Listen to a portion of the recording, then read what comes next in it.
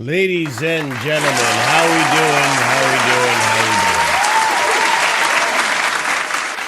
Welcome to your match review for the last preseason game. Yes, that's right. The last preseason game before the start of the Premier League next weekend, ladies and gents. Exciting times. Exciting times. So, let's just say today is a positive one. Chelsea 3, Real Sociedad 1, and we got a glimpse at what could potentially be our starting lineup against Fulham. Very interesting game today. I think we have a lot to discuss. Today begins the Alonso era, at least I would say, because we saw a good glimpse of what we could potentially be playing like in the future. And before we get started, ladies and gents, as always, smash up the like button, subscribe to the channel if you are new. Be sure to check out memberships. There's 4 different tiers starting at 99p. And hit that bell notification so you're notified whenever we do go live. We go live at least twice a week.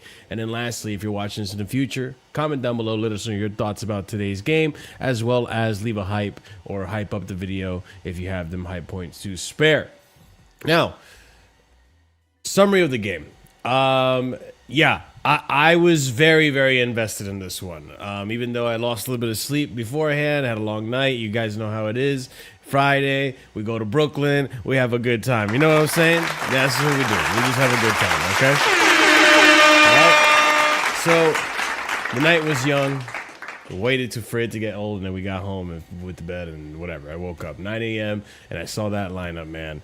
Sanchez, Fofana, LACROIX making his debut. Colwill, Palestra, James returning for the first time since the World Cup. All right.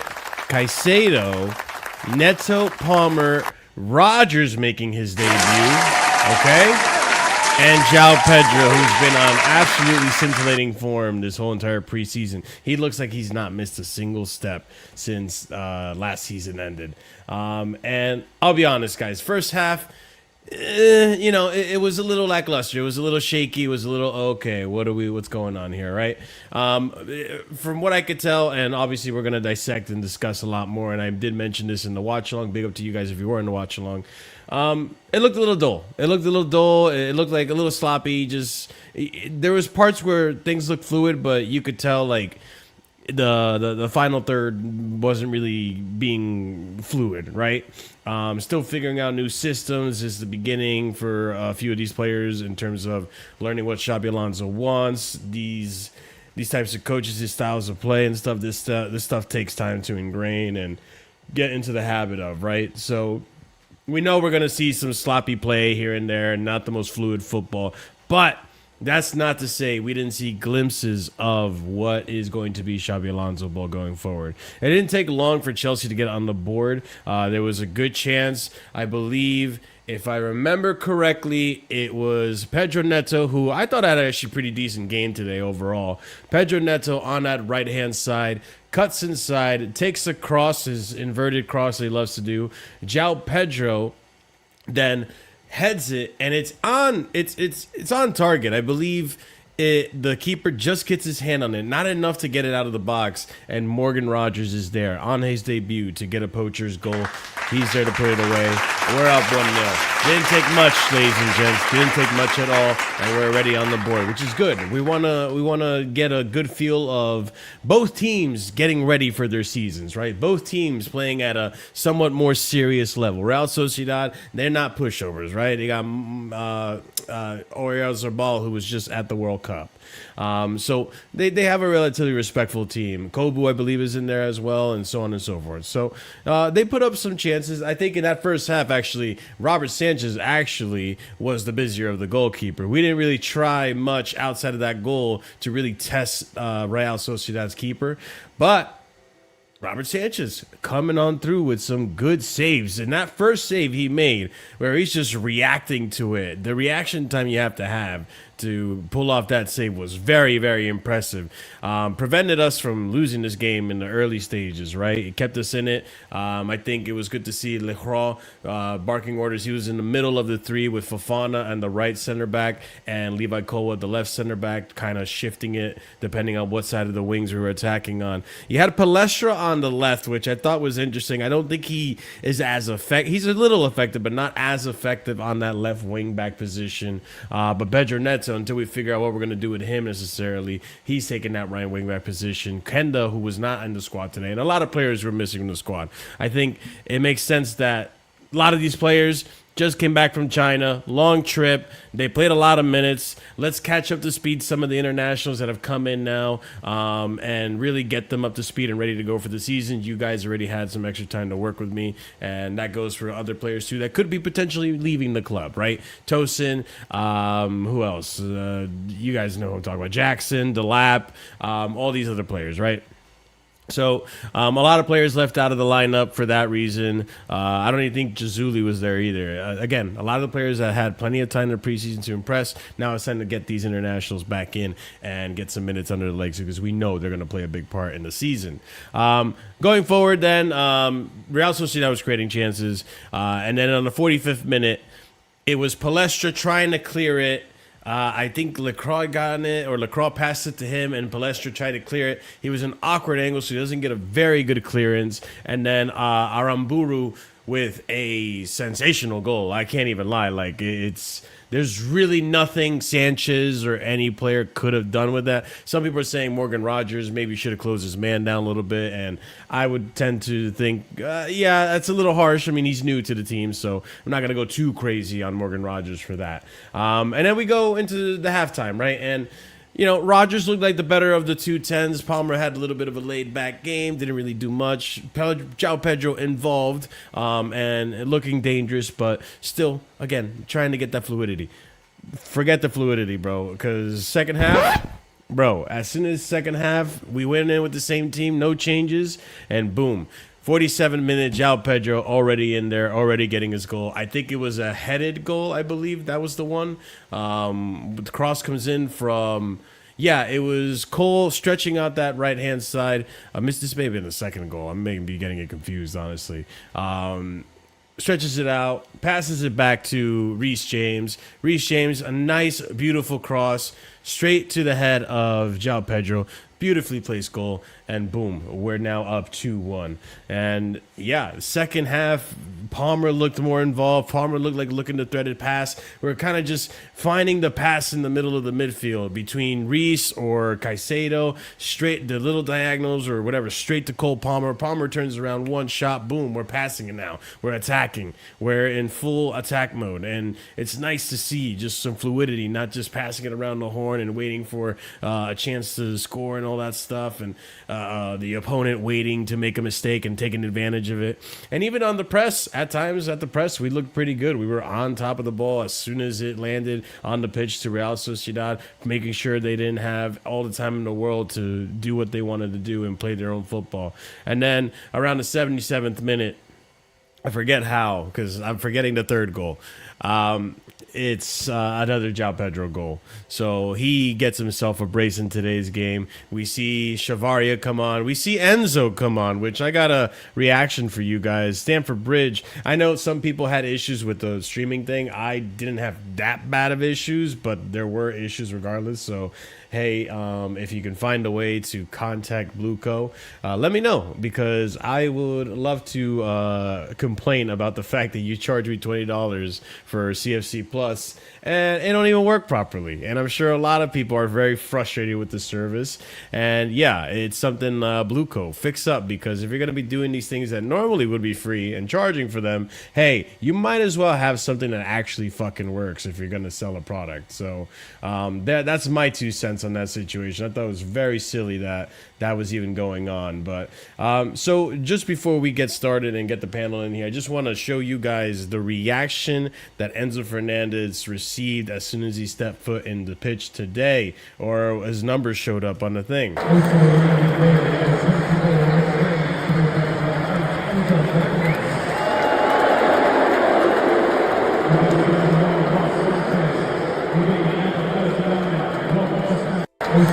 So, if you gotten it already, it was a mixed bag. And there was another clip later on. He steps foot on the pitch and the same type of reaction. Actually, more boos this time to Enzo Fernandez than there were actually jeers, right?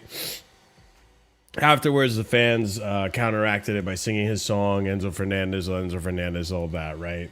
But a bit of a polarizing figure right now. Why? First of all, I was going to say he has to sack his agent. His agent put him in this situation. He's got to go.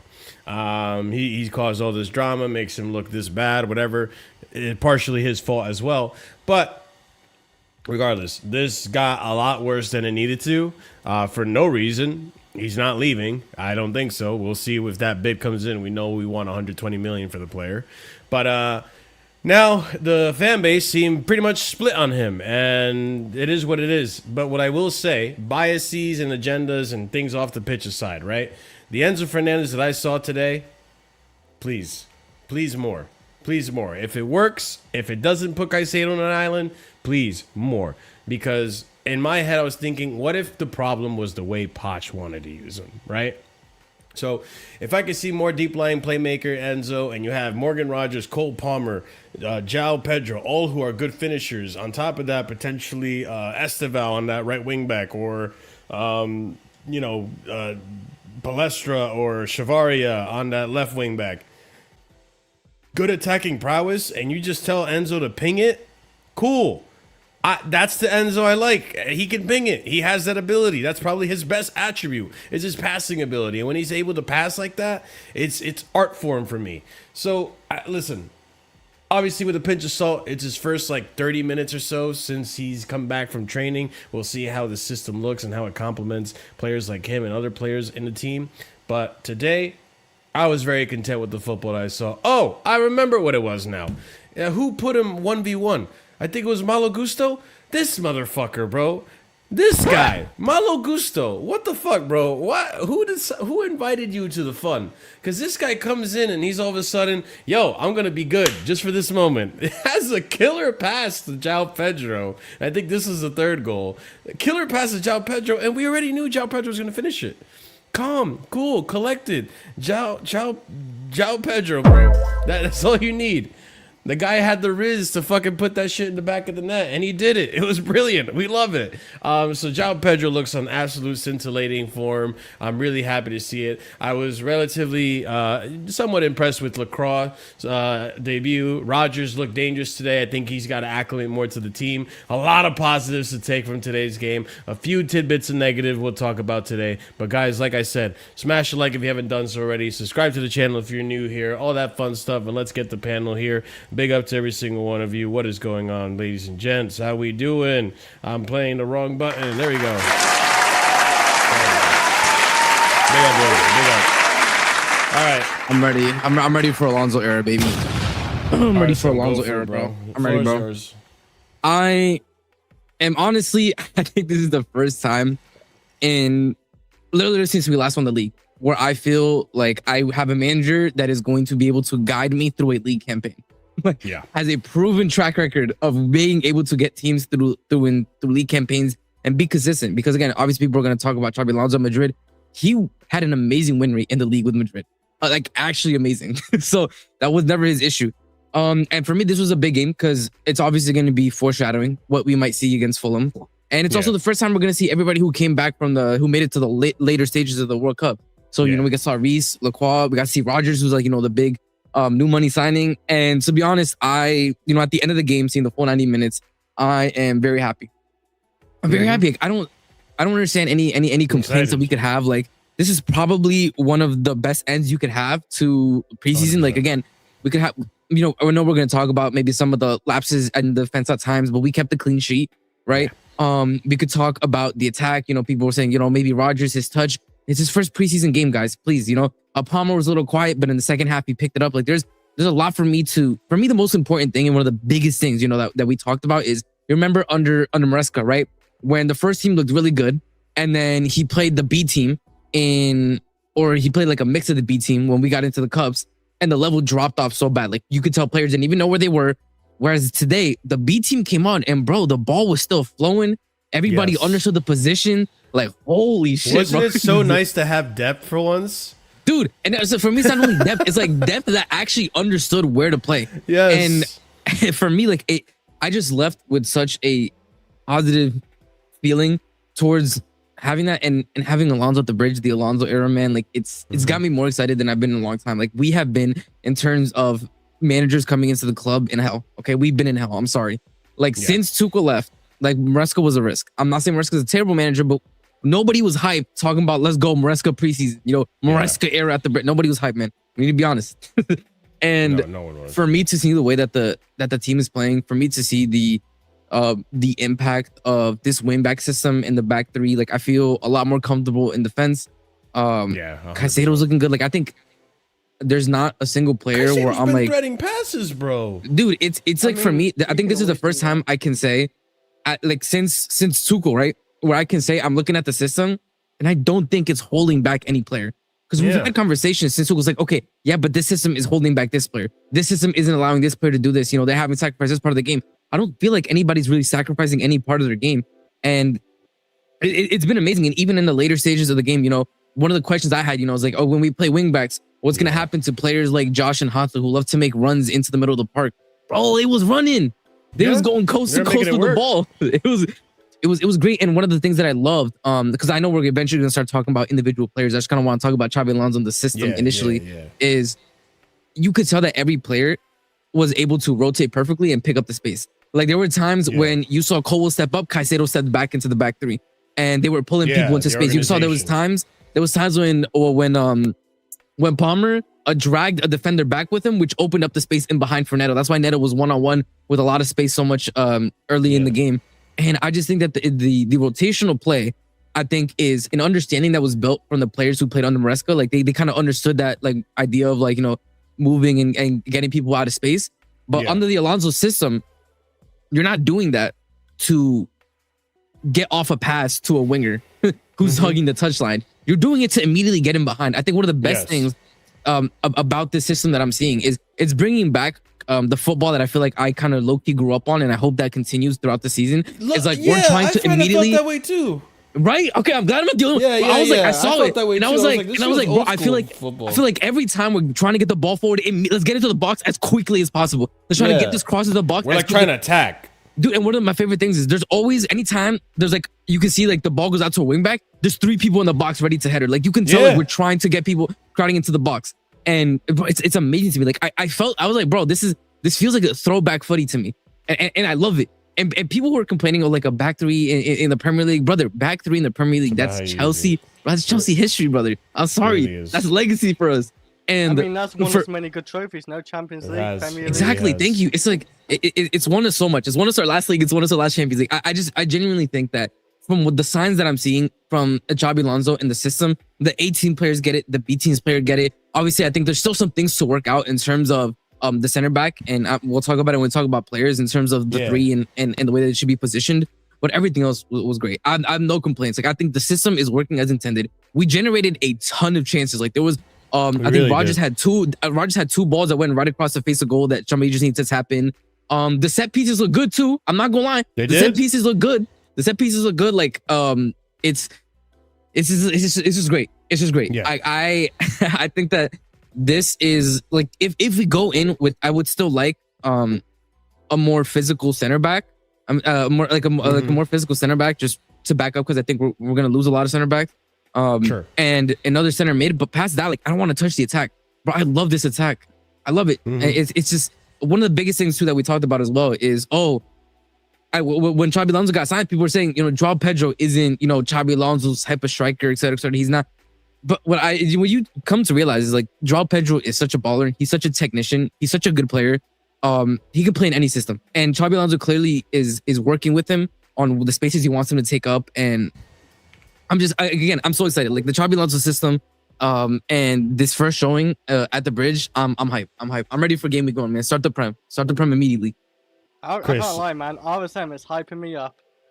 Bro, I'm hyped. I'm sorry. You saw how negative I was at the end of last season, bro. I was literally saying there's no hope. All of us. Bro, at the end of last season, I was literally saying there's no hope. Prepare for a decade of irrelevancy until Clear Lake leaves, or we're doing nothing. We're having our Liverpool era where we do nothing for a whole decade. Like this, I'm liking it. Just put a smile. Well, I mean, I gotta go over to you, Chris, because listen, there's one thing that's inevitable in this team, and right now, currently, our best player is this guy, Joao Pedro. And listen, I don't want to get too ahead of myself, but I'm gonna get ahead of myself. Top five. I think this season, Chris, do you think this man could go band for band with Erling Haaland? What, goals or just GA? Yep. Fuck it, GA. Why not? Don't matter. I'm talking GA goals. Wise, I'm thinking GA. I agree, but goals like 20 plus in the league, like what, 25? Haaland gets roughly every season. Let's look at the previous seasons, right? Erling Haaland always goes hard in the beginning of the season, and then he falls off a little bit towards the tail end. Joao Pedro, I think this guy can keep up all season long as he stays fit. It's depending on like where Rodri goes. If Rodri stays, I feel like that helps Haaland regardless, because Rodri can create and he also helps the defense. So he controls the midfield, so that helps Haaland. But Haaland always gets above 20 goals in the Premier League. So far, he's joined it. Now he's with a new manager, no Pep Guardiola, a weaker team. Could get a little bit less chances and less goals. So I think he can get the same amount of GA. I think I can guarantee that I feel like Joao Pedro could do that. The thing with Joao Pedro as well, I think he's very clinical. He might be more clinical than Haaland in a sense, because like I barely see Joao miss.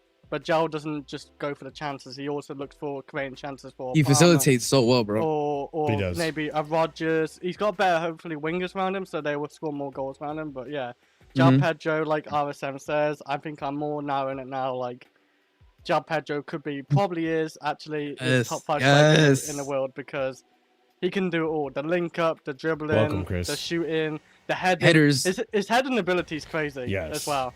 It's very good. I'm very Bro, watching his heading ability actually makes me cry at the amount of crosses we saw Nicholas Jackson waste. We've had Nicholas Jackson. We've had Tammy Abraham. We've had Timo Werner. We've had such horrible strikers. And for this guy to come here and finally be able to put the finishing, touch on the final ball, please, bro. Like, I could cry. In fact, I'm going to go cry later. It's ridiculous, man. But he looks very motivated, hungry, ready for the league. That's for sure. Thank you, Don Carlo, as well. You know what? Stop it. That was for you. Thank you, Don Carlo. Best coach. I saw a Lewis tweet that said Joao Pedro scored as many goals as Brazil did in the World Cup just in preseason. He scored what? 7? It's actually true. Yeah, 7, bro. Yeah, 7. Oh shit. He's been scoring like 2 every game, basically. Yeah, he's been nuts, man. He's on. By the way, he could have had a hat trick today. By the way, he could have had another hat trick today. He could have had another hat trick today in preseason. It's just like the keeper made a great save. Yeah. No doubt. I felt like if he's in that 6-yard box, he would have got a couple of tap-ins, because Rodgers was there putting it straight into that box area. Yes. But to be fair, he could have had one. It was everywhere. Yeah, it was that one in the box where I think he took a little too long to get the shot off. He was kind of like turning, and the defender saved it. Went over the. It went I over think the. we got lucky net. this time with a striker. That's what I'll say with him, because last season he was very good. I felt like where he dipped off, he was playing in that 10 role behind a striker, behind the lap mainly, and that's not good because the lap is awful. So yeah, With the lap, him, like if trying he's to playing one striker one swing mainly, with the that's gonna lap be is good. kicking a ball into a brick wall, bro. If the brick wall might have a better pass back than him, bro. But you kick a ball into a brick wall, like especially one that's not completely flat, you have no clue which direction that shit's gonna bounce it to. Yeah, no doubt, man. That the lap, bro. I was so. Oh man, that's another dilemma we're gonna figure out later. But like, I like seeing the attack the way it's moving right now. I mean, everyone's gonna argue Jackson is probably the one you want as a backup. Omega, we'll see with Omega. But like, besides that, like, I'm just happy. You got well back. You play João Pedro as much as you can without injury, please. That's what you need to do. But I like that the attack is fluid. It's interchanging. And João Pedro drops, Cole Palmer goes up. It's like what RSM was saying, right? And even Enzo was doing it, which is a breath of fresh air. Brother, when Lavia goes up, you know to stay back. When Enzo goes up, Lavia knows to stay back. Like, it's just routine. You guys know to cover each other's spots, and it's a team sport. This isn't like what it was 3 seasons ago where, like, everyone wants to attack, everyone wants to go for the goal. Like, everyone just has to want to have their moment of brilliance and stuff under Poch. Like, the team does feel more organized, and it's refreshing because it works. It looks fluid. It looks dangerous. That's the thing. It looks dangerous. There's times I'm like, I'm now seeing Pedro Neto make crosses to the far post that have a threat to them. It's not just floating. It's not just like, if it's not Palestra, it's fucking who? Wingback changes guys' broke ass life. I'm not gonna lie, man. Wingback changed that guy's broke ass life. Man, he was like in nowhere, and then with Conte, he revived his career at wingback. Ridiculous. CP, are you there, man? I'm curious, bro. What you're thinking about this whole thing? Did you watch the game? Yeah, I watched the game. Yeah, excited for this season. I like the depth options in center back now. If you're telling me that Hato's the Colwell replacement, Fofana's the LACROIX, and then you have Achapong as maybe the Reese right center back replacement, that works for me. Bench players. Palestra is doing his thing. I'm happy with Palestra. Like, he's been running back and forth. People are worrying about him getting cooked by his winger, but that's gonna happen a bit in a back 3 system when you have wing backs. That also happened for Mendes. That's the whole point, right? They're attacking up there. They're not defensive fullback, so you're gonna get that a bit. I'm not too concerned about it too much. That's why we have 3 center backs. That's the whole fucking point. So yeah, Caicedo's been good. Let's see how Enzo does with more game time, because you know this is it. This is the year that pivot needs to work, right? This is his last chance. If he's staying at this club this summer, then this is his last chance for me. In terms of I'm not saying he's a shit player, but this pivot is not. If it doesn't work this season, it's never gonna work for us. It's been 3 seasons or 4 seasons with this pivot. Agree. I'm gonna have enough. We've tried different managers. Now we have tried different systems. Now we've tried a back 3 system with Alonso, who was a capable manager. If he's not gonna work, we're fucked. So, João Pedro continuing to be amazing. Palmer was very quiet in the first half, came more lively in the second. I really liked ROGERS' low-driven crosses in general. He created chances where if João Pedro was just an inch or 2 closer, a second closer, that could have been goal. Like, he had 3 chances across the box that ROGERS had throughout the game. So, you know, when they get that chemistry going even more, like, I can see more link-up play and João Pedro being in the right positions for ROGERS crosses, and that's beneficial for the entire team. So the attack's looking like it's clicking too for the most part. Overall, very happy with the team. We were off a bit defensively in the first half, but also the goal we conceded was like a wonder goal. It was. Oh, that was amazing. Like, you know, the only complaint I have about that goal is Palestra should have cleared it better. But that's that's it. Yeah, I can't blame. And even him, the guy literally hit it. The guy literally hit it first time out of the air. Like, what do you want me to say about that? No defender was gonna be able to close it in time. I think the biggest thing was actually the clearances for me in terms of in the box, because there was like a part where we're playing through and there was like someone's trying to chest control it, and the chest control the back into play for a Sociedad player. I'm like, what the fuck is going on? in terms of that's the only thing, but that can be ironed out. I'm not like too concerned. That's the only I would say slight negative I would say in the game for me. Other than that, like LaCroix was covering ground. You could fucking see this man's pace. Like God bless. Bro. God fucking bless. Oh, thank God it's him and not Tosin anymore. Oh my God. Thank God, like that pace is scaring attackers. Like they're like, oh fuck, he's gonna catch up to me. It's just so nice, CP, to have someone that's fast enough to actually get to the ball and head it away. They close it down. Versus just just breathing down his neck. And also defensively, like I think he was the one who like jumped up to clear a corner. I'm like, oh my God, it's so nice. Center back jump and clear, like have the reading of the game. So deprived, or like to have the reading of the game. Dude, I literally said this. I said this in the group chat. We went away to Bayern Munich with fucking Tosin and Chalobah, bro. We were in hell, brother. Yeah, like, we were in hell, bro. That's like literally the depths. It was bad. So yeah, like all systems are go. Basically, it's just I don't know. Like obviously, I would ideally like to see Reece James as right center back. Yep. I need to see more Pep Chavaria. Like he got like maybe I think 12, 13 minutes, but yeah, I think he's probably gonna take two games, 2 weeks. I think like game week 1, game week 2, he's gonna be subbing. Maybe game week 3 he finally starts. We'll see. I agree. That's what I'm scared about. Like if you're gonna tell me your first 90 is gonna be against Arsenal, like fuck, bro. He won't get his full 90 at us. I can't see that. Yeah, like I'd rather you get a full 90 during Brighton because we have three games in a week, right? I forgot we have 3 games in a week. You're right. Yeah, no, he's definitely not. His first start's not gonna be Arsenal. Then I forgot we have the cup game and then back to back. I think if you give him Brighton, then he's ready for Arsenal. I think that would work for me. Yeah, for sure. So then, I'm excited to see Chavaria and Palestra as the wing backs attacking. Like depth is looking good. I'm not gonna like besides the center mid situation, because we know Olave is injury prone and we're not really liking how Sugo's playing right now. Depth in every other position in terms of from center back, attacking players, wing backs, everything else looks good. Like all systems are go. Like if you can get me another center mid as covered that we, based on all reports, probably are going to try to get if Enzo stays or leaves, that's good then. Then that kind of gives me the surety that like it's so if we're keeping Gusto and Jackson, if we had this squad last season when we had Champions League, imagine like this, I hate the depth we have now. Why do we have it when we're not? I hate our sporting directors, man. Like this is they did a lot of damage. They did a lot of damage. That's what I'm saying. I'm saying this is the depth we need. It sucks that we don't have. Bro, we won the Club World Cup.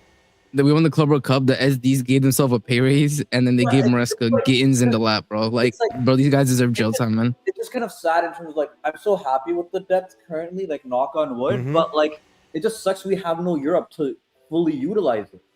And we just have to be patient, right? Yeah, like we have to wait a year. It is unfortunate because if we did have Europe, we would have at least been able to keep Santos. That's the truth. That's the reality, by the way. Yeah, I think so too. That's the truth. We wouldn't have sold Santos. That's what I'm Europe. About. Like some of these depth pieces, like maybe next summer they might be like, I just want more game time. We'll see what that happens. But other than that, yeah, we're good. I'm ready. Before we continue, because I do want to break up some of the highlights and discuss those, and then also talk about individual player performances and all that, right? Over 100 of you guys watching combined on all streaming platforms, so that's awesome. Between YouTube mobile and regular YouTube. Maybe we'll be on other streaming platforms soon. I'll work on that, right? So big up to you guys for that. Secondly, if you are here, be sure to hit that like button, because a performance like today, where everyone's hyped up, everyone's gassed up, and everyone's now looking forward to the season versus last season, where we wanted last season to end as soon as possible and we're dreading the day.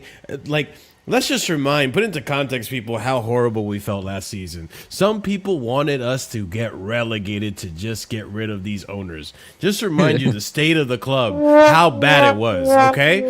So some people still think we're going to go into administration, all these fun, stupid, silly facts, okay?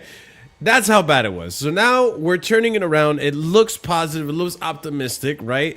Let's still, the season's going to start. Then we'll see definitely more football. But like the video, because I know you're in a positive mood, especially if you watched the game today. And especially if you saw some of the players make their debuts. So smash that like. Really appreciate it. Helps out the channel tremendously, people. And then big up to Blaze, World Champs, baby. $4.99 super chat. We got to talk about the best midfield in the league. We played the best football in the league. Second best in the league after Arsenal. We need pace and power in out midfield. Kool-Aid FC. Oh man, we'll talk about United. We'll talk about United. We'll save it at the end or some shit. Right now, I wanna load on Chelsea because yeah, listen. We're gonna cook that Egyptian fraud, bro. I'm just saying we're gonna cook that guy. I'm ready for it. I'm saving all the receipts. I'm compiling the video, the footage, the evidence. It'll be glorious. It'll be glorious. Ruben Amorim, thank you, Mr. Amorim. So first thing I wanted to go over. Okay, Sanchez, right? He was a big talking point for a lot of that first half, and I think rightfully so. This save, I gotta give it to the guy. The reaction time to have so that. Good. I couldn't believe it. I thought that was a definite goal. I was like, all right, that's in. And I was like, wait, that didn't go in. Excuse me. Listen, I think a lot of people hate Sanchez. It rightfully so. I understand the hate for Sanchez. I feel like hate's a strong word for keeping and it's the right word. It's the right word. A lot of people hate Sanchez. So much so that they won't admit that the guy has really good saving ability. Reactions and very good positioning too. The way he just stood his ground and just moved his hand up. This is why I'm bringing it up, guys. He's a good shot stopper, guys. He's a good shot stopper. He's a good shot stopper. Was it a blind spot? Can you rewind it a little bit back? A little bit. Yeah, because blind spot. That's a blind spot. Number 5, LACROIX. I think that's LACROIX. Is kind of blocking him a little bit. Yeah, blind spot too. Right. So he's reacting to it immediately, which is great. The reason I bring it up is because I said this last year, right? And Maresca did this thing where he realized, Sanchez, you cannot pass out the back. But he learned the hard way, right? And then when Maresca left, Rosinha didn't do his homework. I complained about this to no end, to the nth degree, right? Because once Rosinha decided, hey, scrap this, we're going to try passing it out the back, Sanchez. Robbo, how do you feel about it? Not comfortable, but I'm gonna try it anyways, Gaffer. And then look at what happened. Gaffer. His season completely derailed, and everyone hates him again, right? So I think the reason I bring up Sanchez, I think Xabi Alonso already understands his weaknesses. You cannot pass out the back. He said that. Did you not see the interview he did? I think. No, I haven't been keeping up with the interviews. Was it? So I think it was. I don't know if it was last game or the Milan game. I think they did the post-match interview with him. Okay. And he said, yeah, I've been talking with the manager. He's a good guy. He says he's been, platforming my positives, and he knows what I'm good at and what I'm not. That's one of the things that he said publicly. So I think he knows that one of the biggest complaints he's gotten this entire time at Chelsea is his decision making on the ball at times and the distribution. He's like, but now that you have a back three, brother, you don't need to. I said this during my watch. Exactly. He doesn't with the back three. You no longer have the responsibilities as much in the build up, and your job is literally to just if you need to clear it. If you need to bail out a center back and just pass it, you have 3 options right now. You have Levi now too. Especially if Caicedo drops down, brother, you have so many options. You're fine. Exactly. Oh, he's always fine. And I think you can see that. He feels more confident, and he doesn't have to do the Rosinha shit where he's like, oh yeah, I'm gonna step out now into midfield and in the build up, bro. It's he doesn't have to do that dumb shit anymore. It's great to see. Chris, I want to go to you. Do you feel, now that we're setting up in a way where we don't have to rely on Sanchez passing out the back, we just need you to save the shots, let the defense do the passing, let LACROIX do the passing, let Levi do the passing, the quarterbacking, right? If Reece plays right center back, let him do the passing. If Reece drops, Caicedo drops. LACROIX's good at passing, by the way. He's decent. He's not as good as Colwell. He's more of a defender. Colwell, but yeah. I still think he's good from playing from the back and good on the ball. But yeah, in this back three system, you shouldn't need to have him playing from the back that much, at least. Hopefully not. But we already know this. Sanchez is a good shot stopper, but today he was on another level. I think it's he kept us in the game the first half. It felt almost that PSG final. Which by the way, I do dislike the hydration breaks that happened, because both halves, when the hydration breaks happened, you can tell we lost a little bit of our footing in the game. I do have to bring up that comment.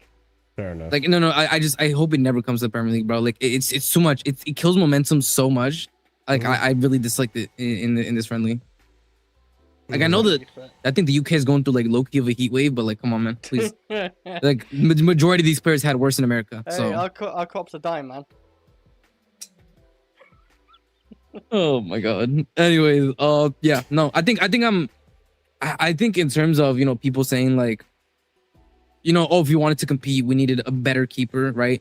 Like if you want to win the league, yeah, probably maybe. But in order to compete, you don't need like a top 5 goalkeeper in the world. Just like respectfully. Like if I'm looking at Ederson, like bro, Ederson never benched Alisson for Brazil. Like Ederson was he's a good shot stopper, and that's about it. Like he wasn't an amazing. Nobody was saying like, oh my god, he's generational. People were just like, yeah, Ederson's a good keeper. That's it. That's the only thing anybody ever said about Ederson. It was like, yeah, he's a good keeper, and that's it. So in my opinion, like we'll be fine with Sanchez. Like I don't think there's any reason to crash out about Sanchez, especially now that his responsibility on the ball is reduced a ton. We'll be fine. We'll be okay. Yeah. By the way, like Xabi Alonso went undefeated in Germany against Bayern Munich with a nobody keeper. Respectfully, I'm sorry, respectfully. Like nobody knew who that guy was. No one remembers who he even is. Hadraki, whatever his name is. You know, with Pendas, if he stays at the club, this he season, will. But He will. I hope he plays all the FA and Carabao Cup games. I He still probably feel will. like he needs to have those minutes. Yeah, I don't think he had probably much to do when he came on. But there was some moments he had some decent passes, and I'm like, all right, this is all right. I need him to get nothing to minutes. complain I can't about. have him just sitting there wasting. Because No, he's no, another no. keeper with Yeah, great potential. 100%. I'm hearing, so He'll be fine, and especially I want him to have he'll that play. chance. I think especially I think, you know, I think we're gonna make UCL again next season, and so the season 100%. after today he's gonna have so much game time, bro. So much game time. Yeah. 100%. And like I said, I think with Sanchez, we'll be okay because some people are still talking about Diogo Costa and all that stuff. It's like, listen, bro. Yeah, that's gone. I don't think Diogo Costa is much of an improvement. I think it's a sideways. I just had PTSD with short keepers, man. I can't do it again, bro. Yeah, and I genuinely had PTSD with short already. keepers, bro. It's already happened in Portugal and in Porto and stuff where he's played. So it's okay. But with Sanchez, we're fine until Penders is ready. I think Penders has a lot of potential. I'm excited for Penders, but we'll Agreed. see how Penders plays. Big up, CJ. Welcome to the panel, bro. The real baby Courtois. Yeah, the real baby Courtois. The real baby Courtois. But so okay, now we move up to the defense. I'm not gonna lie to y'all. I think this is gonna be. I would rather Reece James right center back over Fofana, but I can't say it looked very bad today. Red center back Fofana, middle of the center backs was LACROIX, first half and then left was Levi Colwill. Yeah. I think that's solid. That's a solid It's not defense. a bad option, but we know we can't play Reece every game as well. No, we can't. Like that's one of the things as well. So we can save Reece. I think once a week we can. I think once a week. Once a week he should be fine. Yeah, Or but one I would still hope can't he'd see be Reece fine. playing 38 games in the Premier League for example. I can see him playing like 30, hopefully. 30. How many still did he good. play last season? He played 40 overall. I think he played like 30 games in the Premier League. Yeah, I think that's fine. Yeah. That's probably okay. Yeah, I think he should 'cause, be like, fine. He might still pick up a little injury or a little knock, or because Reece is not like perfect in his injuries department. But like, Fofana's not a bad option. If we can't get rid of him, we may as well. I think use as a him. B option, we could do like a lot of teams have worse B options than Fofana. It's just in terms of our best 11, I don't think he makes it. If that makes sense. Who, Fofana? Like, if it's like a very important game, yeah, you want your best of the best. And Yeah, I do think though, like it's an upgrade. Like we got rid of the bums, and now our starting option last season is our bench option this season, which is what you want. Yeah. Like Yeah, it is what exactly. you want. Yeah. I will say, the one thing... What do you mean the studio's full? What do you mean the studio is full? How is that Mate, possible? There's 5 Did I people not- in- Do we have full question mark? No, going it on? shouldn't be full. See? I Brother, you're paid for fine. StreamYard, Join. Yeah. Yeah, I think join. that's- Hello.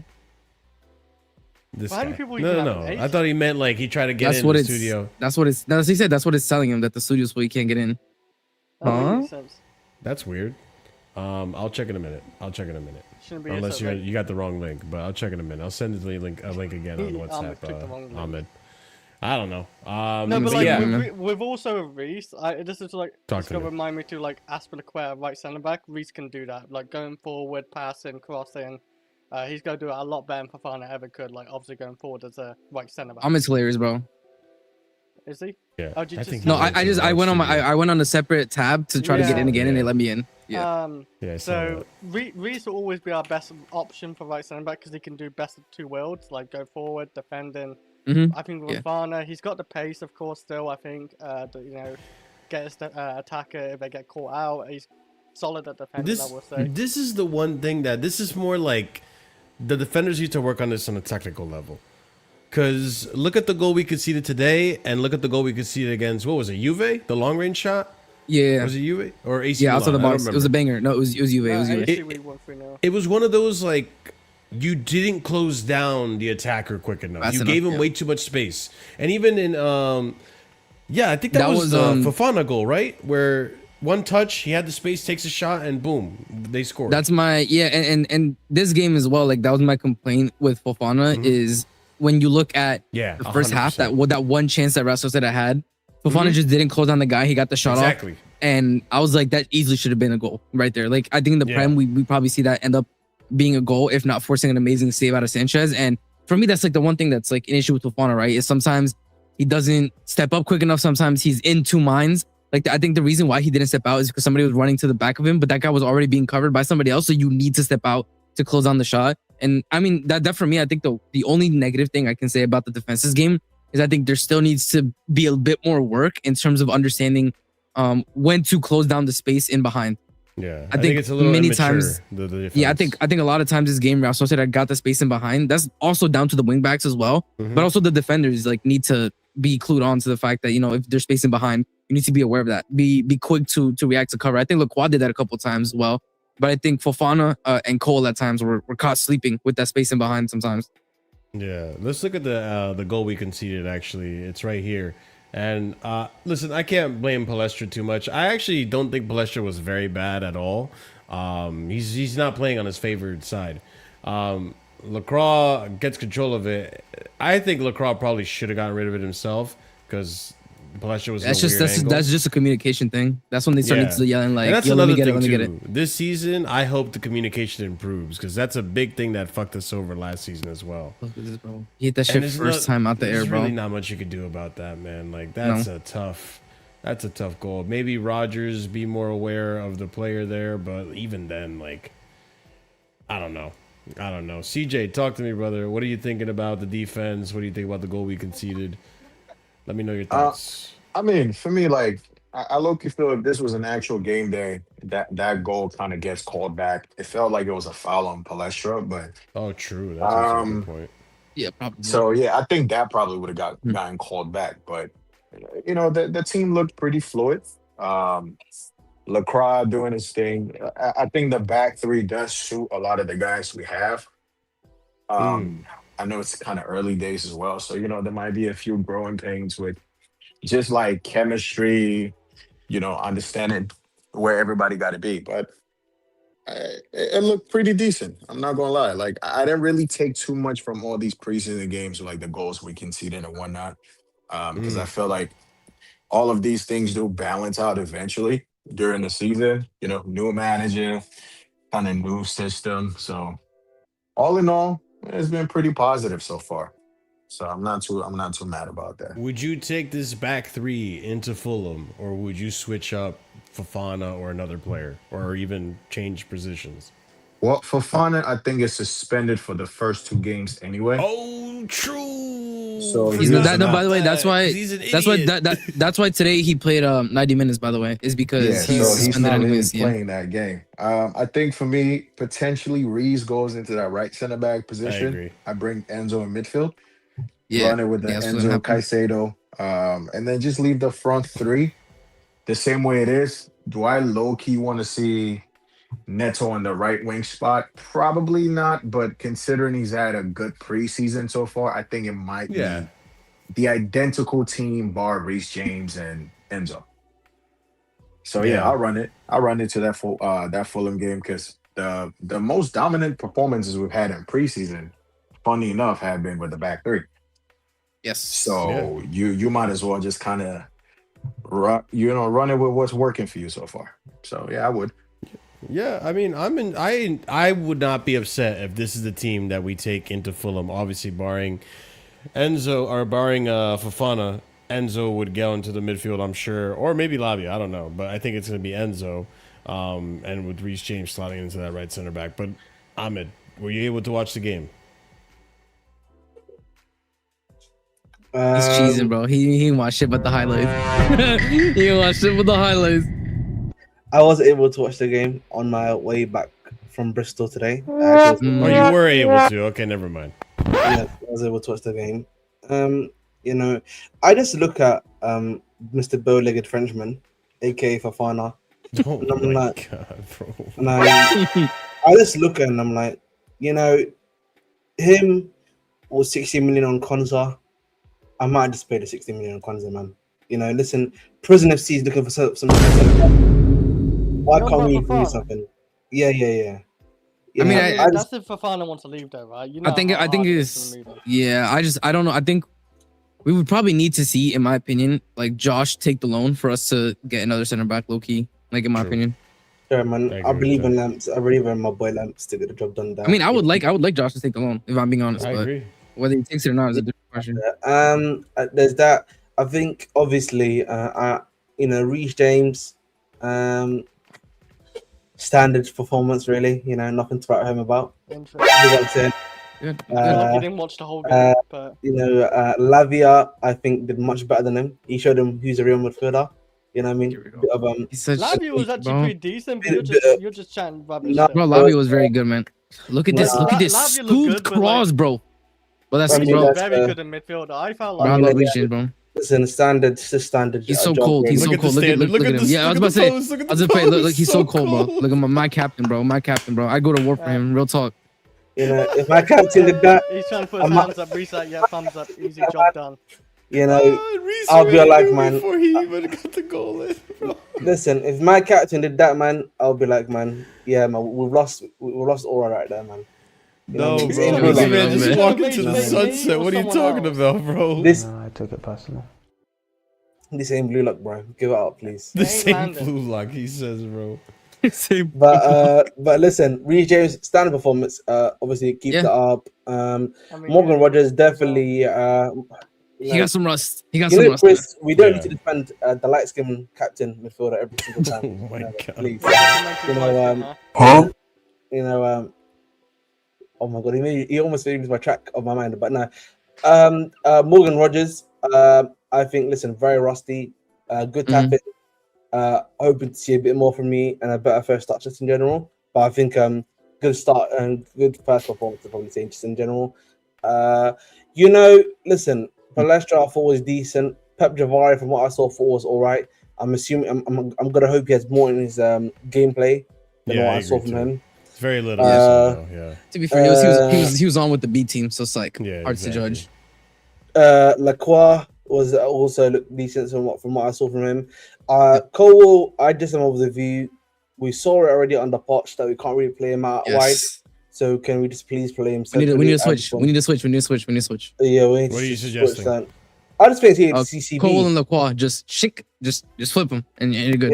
Yeah. Some people are saying Hato. Some people are saying Hato needs. No. Hato is deputy. Hato can be deputy, but we need. Listen, man. If that's what the streets want, man, I'm all for the streets. You know, I listen to the streets on that one. No, my question is though, Hato for who? Like who out of LACROIX and Cole do you sub out? Hato for Cole. That's what they're saying.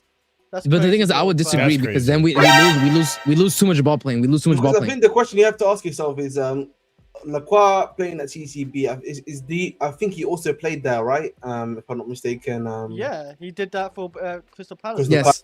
Yeah. And he did that pretty well, right? So I think maybe the argument would be, do you wanna? This is a new signing for us. Do you wanna sacrifice that new signing to be able to make Cole work? Why would we? That's the question you have to ask yourself. No. But the thing is, I know he can play. The thing is, LACROIX can play LCB and it'll be fine. I think the only issue is, like we said, like Cole in wide spaces, right? Like that would be an issue that we've seen obviously under Podge.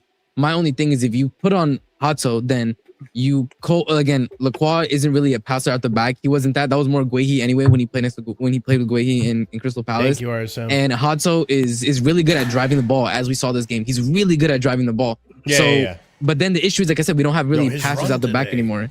It was so good, bro. It was close to close, man. What a run. What a I run, was bro. like, yo, What a just run. take the That's shot. what you're Fuck it, hoping to just take have the shot, with- bro. if we No, man, get Hato is also Dutch too, so you know he should have a pass on him as well, guys. Come on, you know. No. I'm not saying. Hold up. I'm not saying he doesn't have a pass in him, but it's clear that like in terms of being a better passer, like Cole is a way better passer.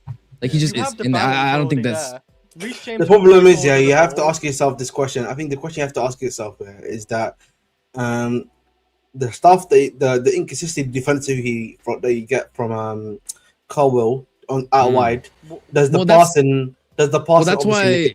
Well, that's why for me the solution is just flip them. I don't think we lose that much out of LACROIX by playing him LCB, and I think we gain a lot more from having Cole CCB. You know, I think it works. I think it just makes it better. That's it. Just flip those two and we're chilling. I don't mind it. I don't mind it. Like, we have strong options, which is great. And then I think, and then my argument would be, for example, I think in games where, like, let's say we're trying to get a winning goal to win the game, right? I think that's when you can like sub off like a LACROIX because he's not really doing much in attacking sense. You could put like Kobo CCB so he can spray passes. You put Hato on an LCB, and Hato, you know, with his driving runs can cause a lot of chaos. I think like I think Hato, in terms of you want to be more of attacking with a lot of people and a lot of pressure, I think he works a lot better there. I don't know. That's just my opinion. Agreed. I think that's the manager decide in that situation because there's only been one game we've seen these weeks to get two. Reece not even played right centre back. I mean, Alonso gives a bit of better energy, really. So you know, maybe. You're so bro. You're so.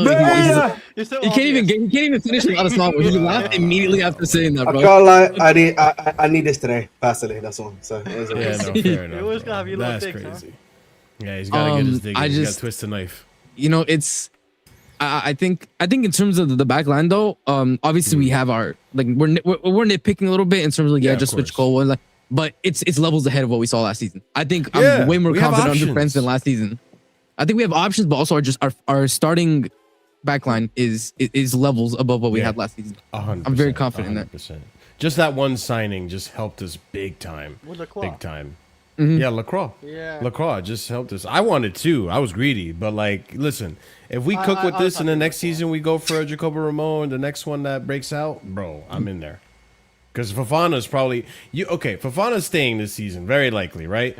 Next season, we don't know what happens. Maybe Fofana finds his way out. You never know. Maybe a club sees him, and you know what? We're taking. Yeah, maybe. Yeah, maybe. It's just about presenting him, you know, to look reasonable enough to be sold, you know? Acceptable level, just, Yes. It's a different way of saying, you know, we got to play him into form or play him to sell him kind of thing. I guess I guess now we move on to the pivot. Yeah. I think we have to talk about, I think the first thing we got to start with, though, is the Enzo thing. I think that's like the elephant in the room, right?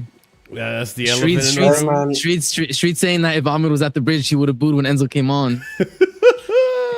It was a lot. Y'all saw the video. Like there's a mixed bag. There's a divide. There's a divide in the fan base right now.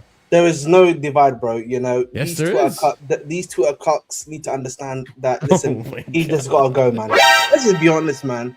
He doesn't look like he wants to be there. I'm just gonna be very honest with you.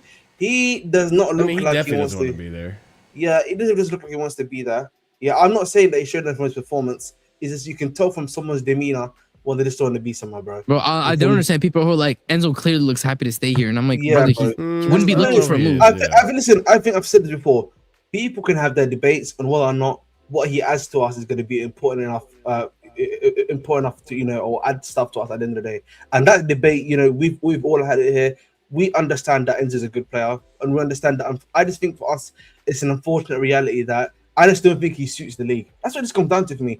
I'm not even being negative to him. I just think the way he plays and the stuff that we have to do for him is much more an issue of a league thing. What I gotta say though is CP alluded to this, and he can speak on this more if he's here, right? I don't think there's much you can do about Enzo this season, right? Like, I think we all kind of accepted it. Ahmed, you yourself kind of accepted that he's staying. No one is going to pay that price. You know what I'm saying? Yeah. We got really close with City. Maybe something happens, but Enzo doesn't have the juice. Yeah, it's like he's not there. He's not that guy. Like they rather pay 116 for Elliot Anderson than the 120 and 4 more million for and Boati than the 4 more million for Enzo Fernandez. And even though apparently this is Maresca's #1 target, right? Whatever. the thing is, he's here to stay essentially, right? Because of the complexities of the contract and the negotiations and the price point. This may be the last season we're gonna have to try this again, and I say that because CP mentioned it, right? Like, if this season for me, this DLP style the Enzo that I like, because I'll be real, I like the way we use Enzo today. That's the way I like to play Enzo. Deep line playmaker, ping the passes, spray the passes. You got attackers in front of you. Cool. You just create the chances, and everyone else just because I need Cole Palmer to start scoring goals, bro. I need him finishing. I need João Pedro to be double digits again. If you can have Enzo be that creator, ping the pass to Neto, whatever, cross it inside, all that shit, I'm okay with that. As long as you're not leaving Caicedo in the 9 like you did in previous coaches and previous regimes with Pochettino. But again, the issue is GA Marshall, because like I see Palmer playing that deeper role and maybe Rogers and João Pedro up further, because if you notice in preseason, he's in that like midfield 6 area, even near the defense, and he's pinging the balls either far left or far right, or just central sometimes, or you know. He's having to do Enzo's job for the time being. That is literally why. Do you reckon that's the reason? Yeah, that's pretty much it. Because Chris Enzo, because Enzo's not been playing for us, he's basically been doing that deep, because he's been the deep creator. That's why you're gonna have to buy. Obviously, what I think a lot of people are saying, either Walton or Scott will probably be the guy that you help to. Could Scott do the ping passes like that? I think he's got a finger in it, but I think the preference will probably be Walton more. I'm assuming from the panel, correct? I think Walton is option A. Yeah. All right, that's what it would be. I just think, listen, guys, in general, the thing that was the reason why a lot of people love Enzo, want Enzo, is because of those GNA, the goal scoring ability that he's had for us, particularly the last 2 seasons, crashing the box and stuff like that. The problem is you've now brought 117 million, 116 million that you brought Rogers for. 17. There's one more. You've now bought another guy that's basically doing that job for you now, essentially, and you've now also got win backs. Don't do 8s. Yeah, we're not doing 8s no more, bro. Yeah, we got win backs now that are crashing that job. His job genuinely is what you brought him for under Potter, which is defense and ping balls, basically, or like making. That's the Enzo I want to see. Because okay, listen, just to address this comment real quick, the blaming Enzo for box crashing is unfair in my opinion. I ain't blaming Enzo for box crashing, and you're right. Enzo was used to box crash, but the Enzo we saw box crashing was not that great. Like, but again, he got away with a lot of shit performances because a goal was there. Yeah, people need to answer themselves the question, right? If we bought Enzo to be a deep line playmaker, why was he moved further up the pitch into almost a 10 role? And the answer to that question, and why it's coach's instructions, is because coaches realized, and again, when we bought him, right, that first half a season, when he came in, when he was playing deep line playmaker and stuff, the reason why that was working was because teams had yet to clock, if you press Enzo in the first phase of play, if you press him in the build-up, he is weak enough to where you're going to get change out of him. You do it enough times, he's going to cough up the ball. Okay. Yeah. And for managers, and now it's multiple managers now that have realized, we need to play Enzo further up the pitch because the double pivot doesn't work deep in the Prem. I'm sorry, in the Prem it doesn't work. The press is too intense in the Prem for him to get the time on the ball to turn in the first phase of play that he needs to be deep line playmaker.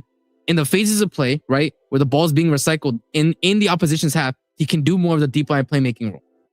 But in standard build-up, playing out of the back, he's too fragile. That's why he's played further up the pitch. Okay. Now that we're playing double sixes, he can't be that far up the pitch, because then we run into the problem where Caicedo's on an island.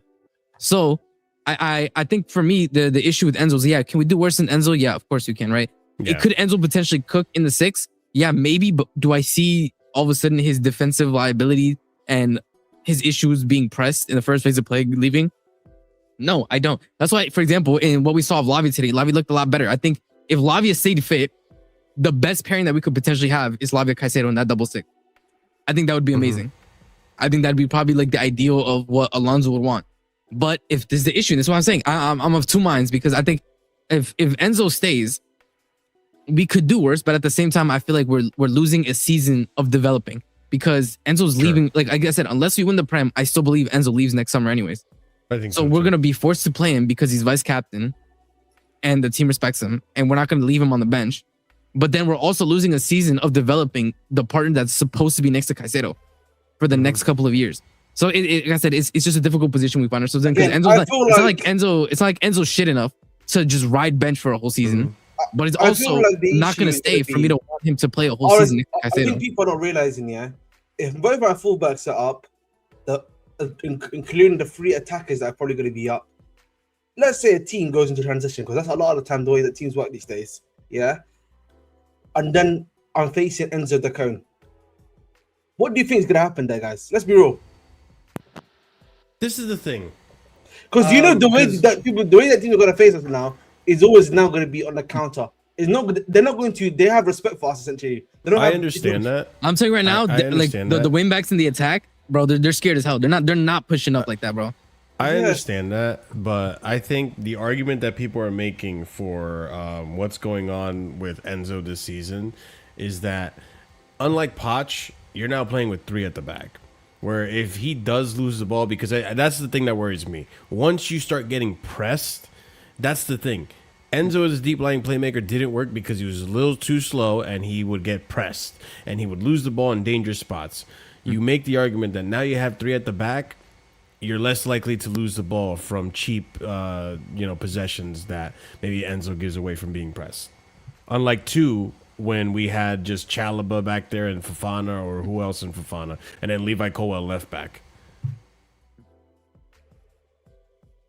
So are you really telling me? Again, my issue is you could say that, but however, that doesn't change the fundamental issue that you are still relying on other people to cover for Enzo's weaknesses. Yeah. And for everybody saying, why do you think that this wouldn't be the case with Wharton, et cetera? First of all, I've watched Wharton, right? And you look at the numbers, Wharton is way better defensively and way better out of the press in the first phase than Enzo. It's just not a question. So I'm not assuming it. I'm sorry, Arson. Pause 1 second, I've seen Enzo play Argentina. He plays so well. Who the fuck's behind him, bro? Huh? Come on, man. Ask that question. Defenders or who is behind him? You know what, Chris? I need you to relax for 1 minute, please. Thank you. Relax. Okay. You need to relax. Listen, you need to relax, mate. Okay. For 1 minute. For 1 minute, I need you to relax, mate. Okay. We're not talking about Reece James right now, please. Come back, crash you go. You know, we don't need to talk about Reece James. Who is behind him? I need the mandem to understand who is behind him. Yes. Mr. Dio, who is playing in the 6th for him? It's either Paredes, the workhorse, you know what I mean? And who's the other guy that's playing? Who's the other guy? We know who the other guy is. Yeah, Rodrigo. The bodyguard, brother. The bodyguard, the runner. That is who's behind him. We don't have a runner beside Enzo? No. Again, the thing that people need to realize is that the way Argentina plays the midfield, it's pure runners and just Enzo. It's not a double pivot. It's a 4-man midfield with 3 runners and Enzo. Basically, they don't play wingers. They don't play wingers. Yes. At times they do play for winger, but sometimes they Bro, the majority of the time that they play and they win, it is with a 4-man midfield, 3 runners and Enzo. Yeah. I'm just making the point, okay? Why do we want to be... Brother, that's Alonso's system. What the fuck are we talking about? Well, I think with a back 3 that covers Enzo with Caicedo. No, anyway, listen, I think we're also being, in my personal opinion, being a bit facetious about the back 3. If the back 3 continuously is getting attacked because one man cannot defend properly, thank you, and then you get 4, 5, 6, 7 chances. These guys are also human, you know. This is not, you know. They're gonna get pissed. We're still gonna get pissed that he keeps losing the ball. It's like, Marshall, can you pull that comment up again? Because I'm sorry, I don't know if that guy's a Chelsea fan, because that's the stupidest take. Because when we had the Antonio Conte system, it was fucking Matic and fucking N'Golo Conte. You fucking idiot. Bro, it's literally like, I swear to God, I'm not even lying. CP, these guys got hit by the Men in Black laser, bro. They forgot what a back 3 is. They just they got hit by the... Brother in Christ, I know you guys have a short memory span, so your memory goes back to Tuchel. But besides him, the time we won a league, not just a Champions League, but a league format, was with Matic and N'Golo Conte as the 2 people in a back 3 system. So what are we what are we doing here, people? I just think this, yeah. I don't know if you saw the news today, Marshall. City is still in for this guy. They're still allegedly, they're talking to his agent. This is from City's #1 source, from the Athletic. So Gaston do as well. Argentina. Yeah, still talking to him. I'm just gonna be honest, man. Even though the 5 p.m. deadline has gone, if you're Chelsea Football Club, bro, you gotta start telling them what. Apparently, the verbal offer was true. It's a verbal offer. That's why it was not an official offer. It was like a verbal release clause, apparently. Yeah, 106, 107, I think. Yeah, 106, 107. Like, you gotta just get them. Listen, I'm tired of this. Do you want this guy or not? This is the price. This is the negotiating thing. Let's hash this out quickly, and we need to also think about ourselves too. Who are we going to be bringing into that midfield right now? Right? Who are we going to be getting to replace him? Because the league again starts next week Sunday. By the way, Ahmed, and this is people were asking why is Enzo on the bench. I think Alonso knows that there's a possibility he leaves. In which case, I think until the replacement we buy to be next to Caicedo, he's thinking, okay, Reece is good enough to hold it down in the midfield until the replacement comes in and builds a bit of chemistry with the team. That's my belief. That's what I think. That's what I think, man. No, I just want to get CJ's thought. Like, where are you standing this whole Enzo situation? All right, so this is how I feel about it. Because for me, Maresca messed up our season, right? There's no way in hell I should be rewarding Maresca with the quality of Enzo Fernandez. I'm sorry. Like, I understand, he's not necessarily a lot of people's cup of tea, but this is a quality player you're going to leave to join a rival. That's just how I see it. That's just a no-no for me. I think Enzo can play in that midfield. I think he can play in those deeper positions. I understand people's, worries about, the lack of, the defensive, let's just say awareness about Enzo Fernandez. But like I've seen Enzo and Kovacic have a decent midfield partnership. Like there's no way you could tell me Enzo and Caicedo can't figure it out, especially in front of a back three. That's what I'm saying. I think in front of a back three it could work. And I mean, I'm willing to see it one more season before I really decide to scrap it. I don't think I have a choice anyways. So. I'm sorry, but like, look, if they do, and the whole thing about the 120, it's like, I just feel like you got to stand on principle. Like, if you're going to still, at the end of the day, sell the guy to Man City, what was the whole point about that whole, by Friday, 5 p.m.? What's the point? It goes back to the point of, like, we're not trying to do you favors. You snaked us. The reason why we did that is so that now they have to pay over 120 now. All right, cool. So then because we made it public as hell. So now they have to pay over 120. If you're paying over 120, calm. Like if you pay and it can be 125. Like for me, I feel like if you're going to do like 140, bro, it's probably like 125. Nah, you gotta go big. You feel me? Because you already said, hey, this is the window. If you want to sign him, sign him. The same thing that happened with Brighton and us and Liverpool. They said, yo, by this time, drop the bread. Liverpool dropped the bread and we had to overpay. So for me, it's kind of like, even sending Enzo to Man City, I just feel like Maresca fucked up our season and he's going to fail up twice. One, by going to Man City, and two, you're giving him a player like Enzo Fernandez. I'm sorry. Like, am I living in an alternate reality? Like, the whole reason why Enzo looked great in our system is because under Maresca, the entire team was built around Enzo.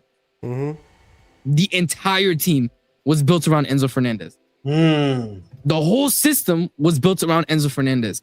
This guy isn't fucking Fabregas, okay? We're not talking about fucking Pirlo. Like, this guy needs a whole system around him to work in the Prem. If Maresca wants to do that, cool. You have now given City a ceiling. That's awesome if he wants to do that. I don't care. Like, if City wants to pay 140 and the player wants to leave, we're not doing any favors. They're paying 140. And Enzo, in my opinion, unless you build the entire system around him, does not work in the Premier League. It's not a thing of Caicedo. It's not a thing of Caicedo and Enzo. They can't figure it out together. They're too good to not figure it out. Sometimes players just don't work in the Prem. I'm sorry. It happens so many times across so many years. He just doesn't get the time he gets in international football that like he does, like he did in Benfica. You don't get the time to do that because teams, I told you, after that first half of season where he was in, teams clocked, yo, if you just press him, he's going to cough up enough chances to where you're getting quality looks at the goal. Quality. I don't know. I feel like all right. So to be fair to Enzo too, since he's been in this league, he's played under Poch, Graham Porter, Enzo Maresca, and Rosinha. These guys ain't necessarily like the most defensive demons. You know, I feel like to kind of lay out a system that would, you know, necessarily kind of limit. Wait, Maresca, wait, Maresca. Let me finish. Let me finish. Let CJ land and CP. I just feel like I don't think they've really put this guy in a system where, you know, his defensive kind of liabilities are a bit protected. I know Maresca pushed him upfield, but sure. I still feel like Enzo deep, like in that midfield position, especially with a back three. Now, if you're talking about a back two, I can hear the argument, but it just feels like Alonso is going to play a back three more than a back four. And like I said earlier, every good preseason game this season, like we've had so far, was with the back three. So I'm going to assume at some point, because that kind of feels like his safety net with that back three. We saw him playing with, you know, Leverkusen damn near almost all season. He might have switched it up a few games, but that's his default. So I still think in that system, you can kind of put people around Enzo. You know, you have athletes around Enzo. You have people who are very good covering ground, covering space. Wait. I understand your points. I don't get this because you're saying. So then, why are you worried that he's going to Man City? It's the same manager, Maresca. You just. Oh no. My thing is just the fact that I'm going to reward Maresca with quality. Forget about. I'm worried about Man City. I just don't want to sell him to a rival. Period. Hold up. That's just my thing. It's not okay, that's fair. That's fair. It's not a reward. I don't care if you think it's a reward or not. If he doesn't work for our club, Shevchenko was a Ballon d'Or winner when he joined us, but he didn't work for our club, and he was a quality player. I don't care if you. Yeah, but Enzo has had good seasons for Chelsea. I don't know what you're talking about. It's not like he's been a terrible player so far since he's been here. Good isn't good enough when we've had other players be player of the season. Caicedo's been player of the season. Palmer's been player of the season. Pedro's been player of the season. Enzo has not done that. Bro, I'm sorry. Just because you're not player of the season for me doesn't necessarily diminish your importance to this team. Let's just be honest. I want to address 2 points. I want to address 2 points. The first one was you said Enzo Fernandez has not played under a manager where his defensive weaknesses have been covered for. Maresca had us third. Wait, Maresca had us. So this is my thing. You're saying a lot of I feel like. Let me hit you with some numbers. Okay. Maresca had us third best defense in the league. How did he achieve that? He took Enzo out of the double pivot and put him into the 10 and built the entire team around Enzo being further up the pitch and playing as a box crashing 8/10. The entire team was built around that. Okay, for a whole season. And that's when he had his best return for us. Yep. So for me, he already has been under a manager that has given him that. And the second thing, right, is you're telling me I feel like this. I feel like he hasn't been, but I'm going by the evidence of my eyes. Okay, under Poch in the pivot, we all saw Caicedo be left on an island. We all saw Caicedo struggle defensively because he had to cover for Enzo not being able to recover. Okay, that's but we also saw under Poch the system just wasn't necessarily great. And to counteract your argument, Maresca, like Enzo has given you goals and assists. So you're looking at a manager that goes, you can impact the game further up the pitch. Potentially, then you know, being. But why? If you were bought in to be a deep line playmaker, why were you pushing the pitch? If I know you could get me goals and assists, and I know you can win me more games playing further up. He wasn't getting the same goals and assists until he got moved up further up. Answer the question. Why? Obviously, if you're playing deeper, I'm not expecting you to be getting 26 GA, unless you're like a Rodri. We didn't buy him to get goals. We bought him to be the deep line playmaker and basically the guy that got the assist before the assist. Okay, that's the reason we bought him. We tried it in the Prem, okay, and it didn't work, so he got pushed further up the pitch. That is my whole point of contention, is that Maresca's system was built entirely around covering Enzo's weaknesses and turning him into a box crasher, because in a pivot, in the deep line playmaker role, he was not able to do enough. I don't think he's a bad player. I just think in the Premier League, he has a ceiling and he can't play in double pivot. RSM, I've seen this team play Lavia and Caicedo as their two deep midfielders, and we've been exposed just as much as Enzo. So like, you can't You can't even say that in terms of sample size because Lavia hasn't even been fit enough. We've had 3 full seasons where Enzo's played 55. Bro, even if I've seen it, hold up. You can't. Lavia hasn't even played 55 games for this club. Enzo played 55 last season for this club starting. So you can't even tell me that as a comparison when you've had almost 3 seasons of Enzo playing 55 games plus, while Lavia hasn't even touched 25.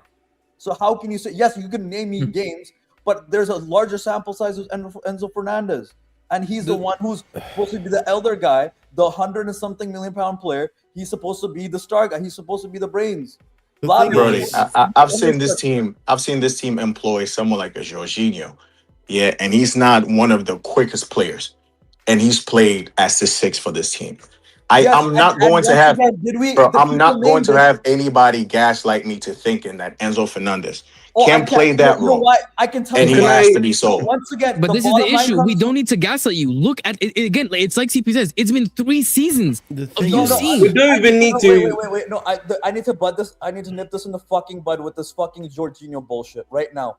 I'm not saying he's bad. No. I fucking see this in the comments. Trigger words. Once again, we won the Champions League, not a league fucking format. Get it through your fucking heads, people. Jorginho and Conte did not win in 38 games. They won in the Champions League when we had reduced games compared to what it is now anyways. So stop with this fucking nonsense. They did not win 38 games. Yeah, but he still played deeper. What's your point? I don't get it. I still saw them win for my team. Ahmed, you can speak on Jorginho. Go ahead.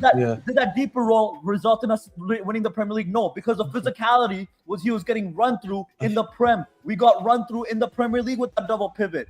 What do you Ahmed, go ahead. Go ahead. Yeah, so I think the point of Jorginho is that the reason why Jorginho was pretty successful, I'd probably say in general, was that he was very much similar to Thiago Silva, was a very positionally aware guy.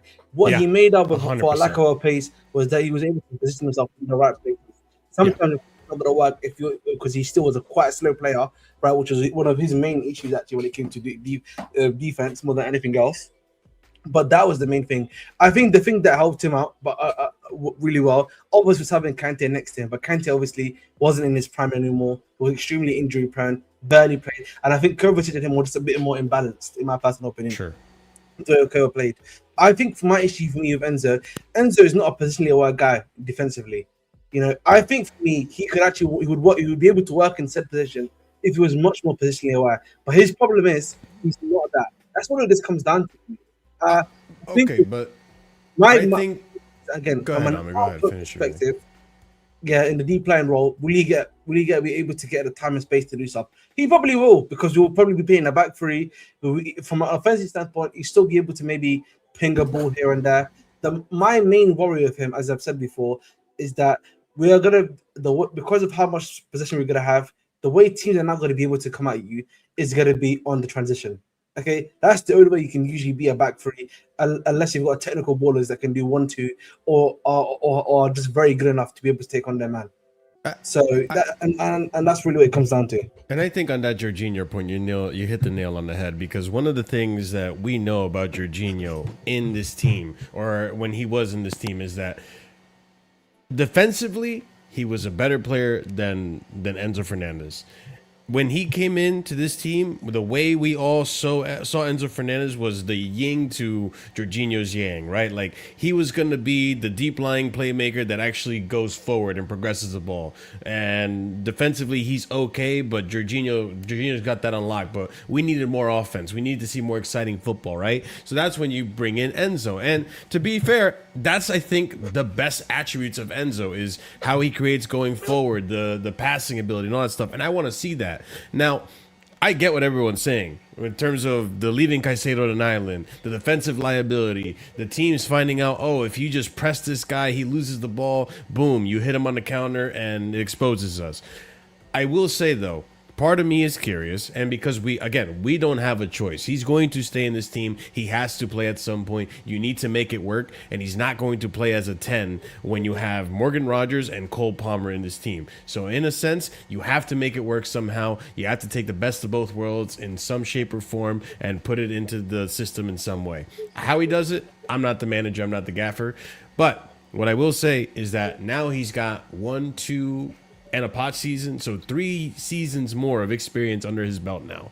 There is the possibility, whether you like it or not, whether you believe it or not, I'm tending to, listen, I want to try it until I see it's not going to work, right? And I'll conclude, hey, we tried it again, it didn't work. Now with 3 at the back, I'm willing to see Enzo Fernandez with more experience. If you can maintain professionalism with all this drama about the, Javier Pastore and all this shit with the agent, if you can maintain a level of professionalism, maintain a level of performance where we could see maybe you've now, with experience, have more awareness of your surrounding. Maybe now, with more experience, you could be a little bit more press resistant, like a Lavia. Let's see if you can work. Marshall, I just realized something again right now. This idea that he's not played with a back 3 behind him is kind of also false because of the way Maresca was playing. If you look at the way Maresca played, he technically in possession had 3 center backs because because Tubby Boy Reese had to tuck him into midfield. I'm sorry. Anybody playing in front of a Chaloba, Tosin. Who else did we have last year? The quality's not there. You're not going to, bro. You're going to die in front of these guys. Let's just keep it a buck. Wait. My question is, wait. I agree with you. The poor center backs, right, are the reasons why the possessions that he gave up led to goals. However, that doesn't take away from the fact that he gave up the possessions. Having a better defensive line, all it means is when you do give up possession, it doesn't lead in a goal. It doesn't negate the fact that you are losing possession because of the press. See, like I understand because I'm not by no shape or form like delusional thinking like Enzo is this defensive demon, but I'm also not going to be like this dude doesn't cover ground and he still doesn't like win duels. Like you understand what I mean? This guy does have limitations, but Enzo is a player that just adds so much to this team going forward. Like. You want people who can win you games, create you your chances. You want someone that can give you like one of those out of nothing, like how do I even put it? Like he can create something out of nothing. Spark up creative moments. That's what Enzo gives you. And if we're talking about you're trying to build a team where, okay, you can see yourself pushing yourself all the way up to the top. You want to be in Champions League, season in, season out. Bro, this is a young, and sometimes like when you hear the conversation around this guy, even though you might not even rate him all the way, it makes you go, yo, what, matter of fact, let me start to see what this guy actually does. Enzo just adds so much to this team that like selling him for me, look, if they want to sell him, it is what it is. But I would rather keep my best players. Like this is the first time in damn near 4 years we have such a team. Like they're building a team that looks like, bro, you're adding more big boys to this team. Like the last 3 seasons was just, it is what it is. You're actually adding tangible quality. And this is when you want to see, okay, can all my best players fit together? Like this ain't the season you decide, matter of fact, I'm about to ship you off. Again, he has been flirting with other teams. So I get it. This is where you've put us. But for me, if Enzo lets his agent go, says, releases a statement like I'm committed to the cause, yada, yada, yada, bro, run it. He's not doing that shit. I mean, he's not going to do it. But like, to add to the point before you go, CP, to add to that point too, I will point out something that although we were complaining about the lack of defensive ability from Enzo's behalf in those Pochettino seasons, which football VAR, if you don't believe that Enzo was responsible for a lot of goals, I beg you go back and watch the Pochettino season, and you'll see how Enzo's absence could sometimes lead to a bunch of very, very messy goals that we conceded under Pochettino. Defense as well, right? But the setup was not working. However, what I will say is that in that very same season, you look at the quality of attackers we had then, Nani Madueke, Mudryk, Jackson, versus what we have now. You could make the argument, if I'm playing on CJ's side of this argument, that now that you have better quality around Enzo, you'll actually get better results from that deep lying playmaker position now, because now they have players that can finish those chances that he creates. The issue has never been, again, this attack of Bar Rogers is almost the same as what we had last season. I think, again, the issue is not what does Enzo do in attack. I think it's well settled that in attack, in the attacking phases further up the pitch, Enzo is a very, very good player. Nobody is denying that, bro. Sure. Nobody is denying that. The issue again is now that role is no longer available to him. We bought Rogers for 117 million. Palmer is playing in the other 10 position. He is forced to play deeper in the double pivot with Caicedo in the build-up against teams that want whether you with the press. He will be the press trigger. And that for me makes me uncomfortable, even with the back three, because it's like Ahmed said, how many more times are you going to deal with that? Because now in this system, if we have to play him further back and he isn't able to turn on the ball enough to do deep line playmaking, and he's just being a press trigger and losing the ball for us, now what? You mean like what happens if we keep him and that happens? You know what it sounds. You know what it sounds like. It sounds like a girl we fucking can't move on from. For fuck's sake, it's been 3 seasons. Let her go. There's another girl out there. We don't have an option, CP. There's 6 billion. He's stuck with us. No, yes, we can say that. It's like we're focused on this girl because we're like, oh, there's no other girls in the world, guys. There's no one like her. Fuck off. There's 6 million. There's 6 billion people plus 8. Actually, it's like 8 plus. I was about to say something. Can we fucking stop with this? Can we stop with this? Nah, I need the receipts of Enzo losing the ball with press. That's fine. Like as watch Ahmed would use I was like, go watch Pot season. Goals conceded. As Ahmed would use the word at times in chat, we sound like cucks. There's other people in the fucking world. Enzo is not the be all end all. I'm not even saying Warren might be better overall, but he might be better for what we need. Well, Bruno Guimaraes would have been ideal. You know, right? like I think the other issue. I'm not really. Yeah, he would have been perfect, but I think the other issue. I think my other issue actually is that we are like we can criticize Cole Palmer, and I will still criticize him. He still looks like, and listen, he still looks like a little bit of a UK poo. If you know, you know. He needs to get better. I'm gonna be honest. But like, listen, João Pedro, you did this last season, and we saw what happened. Let's see what happens this season. I'm gonna be honest with you. This is this is only practice. This is only practice right now. Okay, but a lot of these guys, if we're being fair, a lot of these guys have been sold. Like like Neto, to an extent. I saw him today. 1 foot out the door. 1 foot out the door. Yeah. He's 1 foot out the door. But like, if we saw where he played today, and if you was to say this season, he didn't look too bad. Malo Gusto, 1 foot out the door, took me once as well. Played his game. No, there's no issue there. No. The point I'm trying to make, they be professional. Yeah. They're doing their stuff professionally. Be professional, yes. Yeah. I mean, that's all I asked from Enzo. That's fine.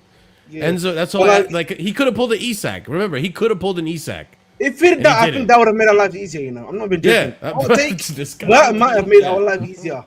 But listen, I just think in general. The thing is, Enzo doesn't feel confident that City's going to put up the money. I look at our attackers out because of what we've done for Enzo the last 2 seasons specifically.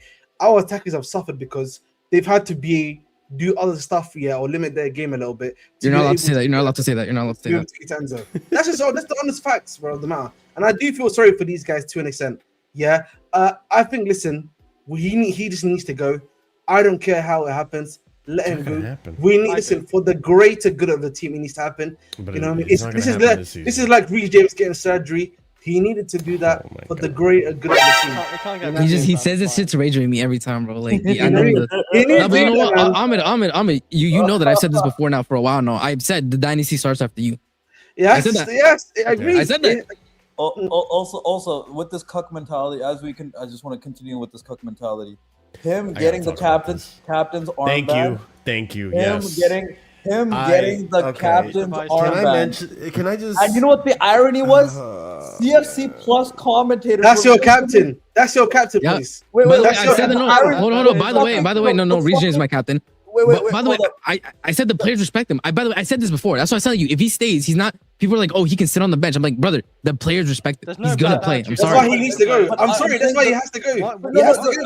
He has to go, blood. No. Honest to God, we look like cucks because the CFC Plus commentators were doing a 30-minute monologue in the second half about Enzo Fernandez. They talked so much about him. They talked so much about Enzo. While he gets the captain's armband, while they're talking about how he wants to push for Man City, the CFC, the people we hire, the commentators we hire, not Sky Sports, we hire, and they're talking about him leaving. CFC minus, man. CFC minus, bro.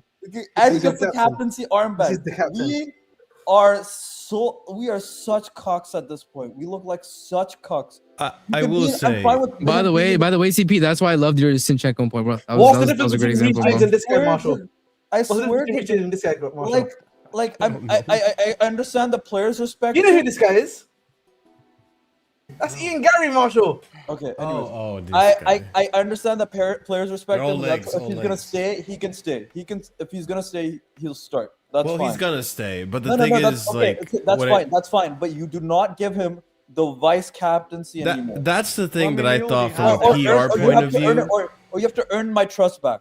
But that's the thing, right? Like Chris, he's gonna be vice captain, guys. The thing is, this is the thing. I understand that RSM, but I think from a PR and listen, Chelsea are not unfamiliar to doing PR stunts. They've done it all these last 3 seasons. From a PR point of view, brother, just hand it off to Levi Colwill because you already have the fan base booing you or booing the player. You knew it was going to be volatile because 1, Argentinian and the whole England, and then 2, you're flirting with City, you were twerking for Real Madrid and all that bullshit, right? You knew it was going to be contentious. You give him the armband. I know the players respect him and stuff, and he is a leader, right?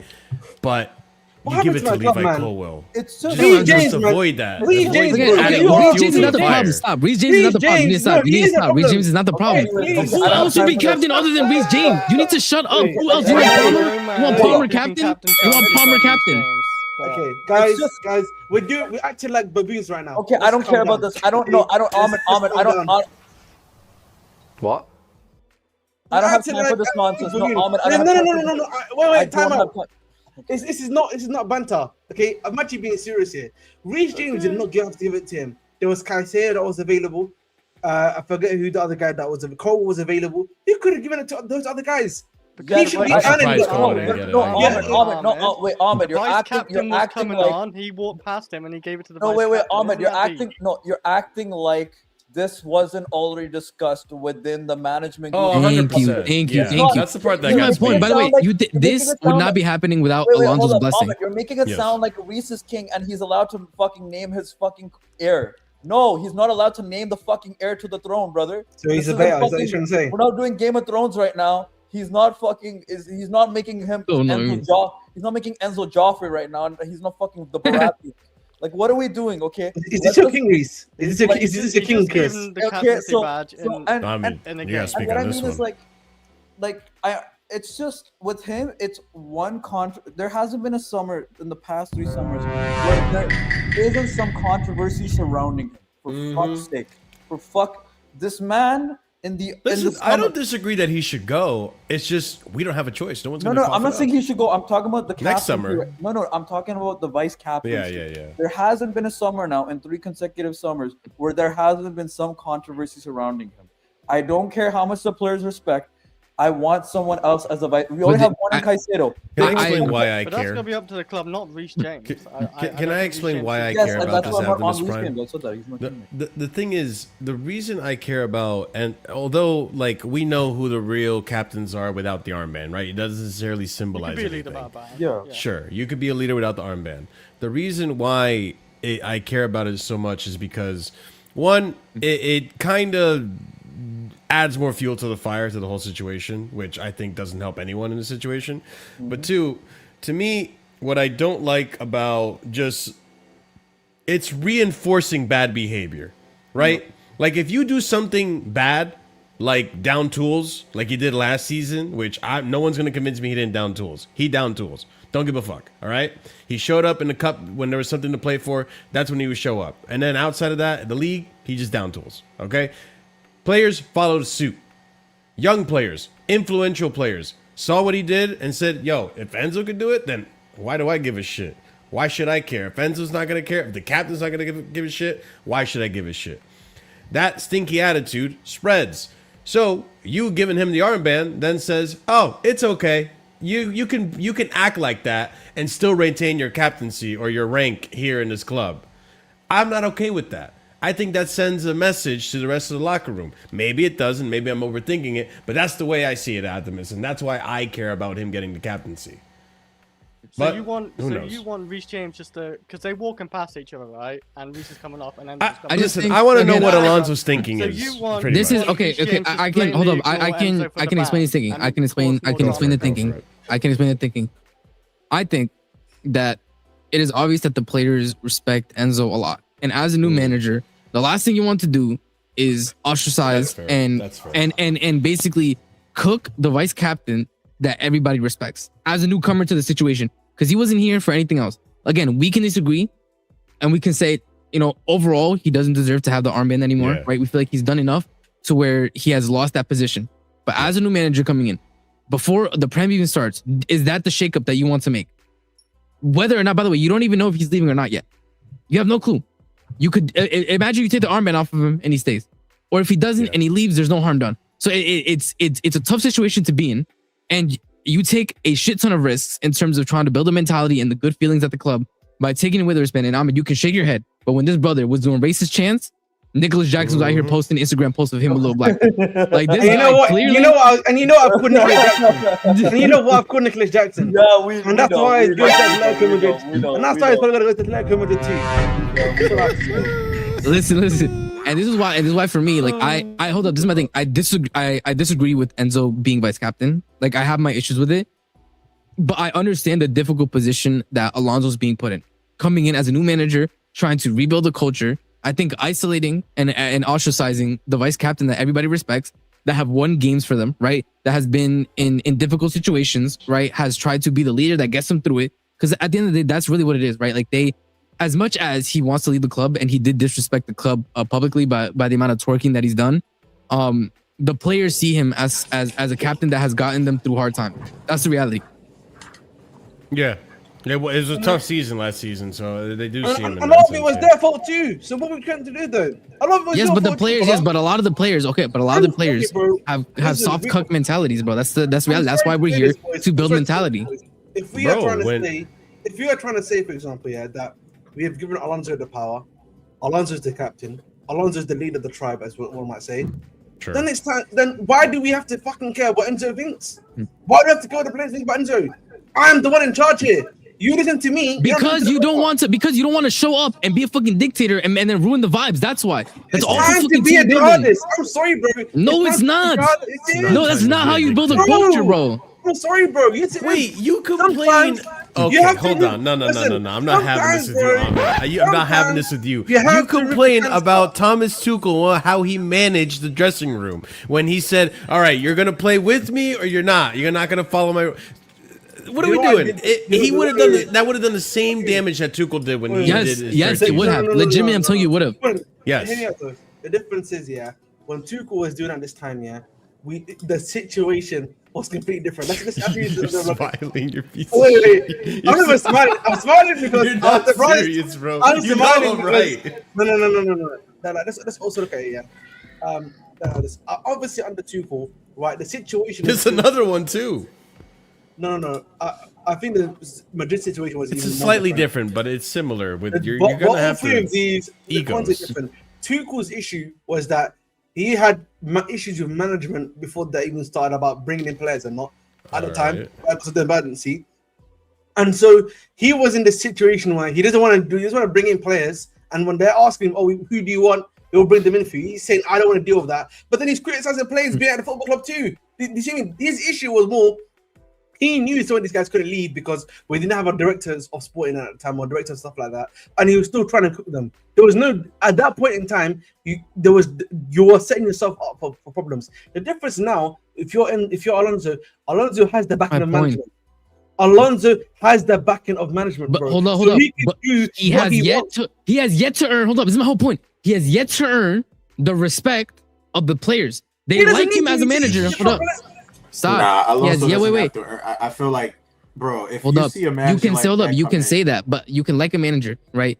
But once the manager, you feel like, we've gone through games, we've gone to war with him in the Prem. You know, he's made decisions, he's made things. Like I'm telling you, like after Maresca won the Club World Cup, a lot of the players would have died for him because he's like they felt like his game plan was what helped them beat PSG in the final. Okay, as a manager, like again, they like him and they respect him already because of his playing career and because of what he's done already in his managerial career. But in terms of having that wanting to die for him yet, they don't have that yet.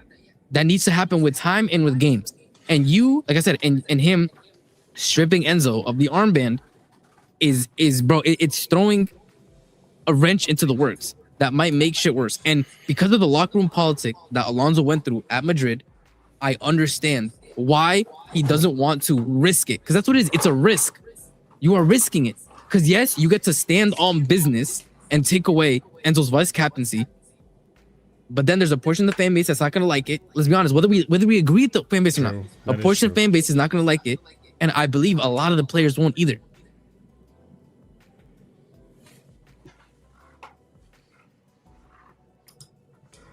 I mean, you can say no, but tell me what evidence you have. Yeah, tell me what evidence. Tell me what evidence you have that the players would not be upset that Enzo would be sure. Because I can show you evidence of why they would be upset. Show me evidence of why they wouldn't care and why they would accept it. I'm eating something, so I let Frederick actually make my point. I think he's gonna make my point for me. Nah, I was gonna say like, I don't think people are really gonna have an issue if like the coach went, you know what, just based on all the noise around you, like I'm just gonna take this off of you, and then just give it to somebody else in the team. Like I don't think anybody will be mad if they gave. What's the evidence for that?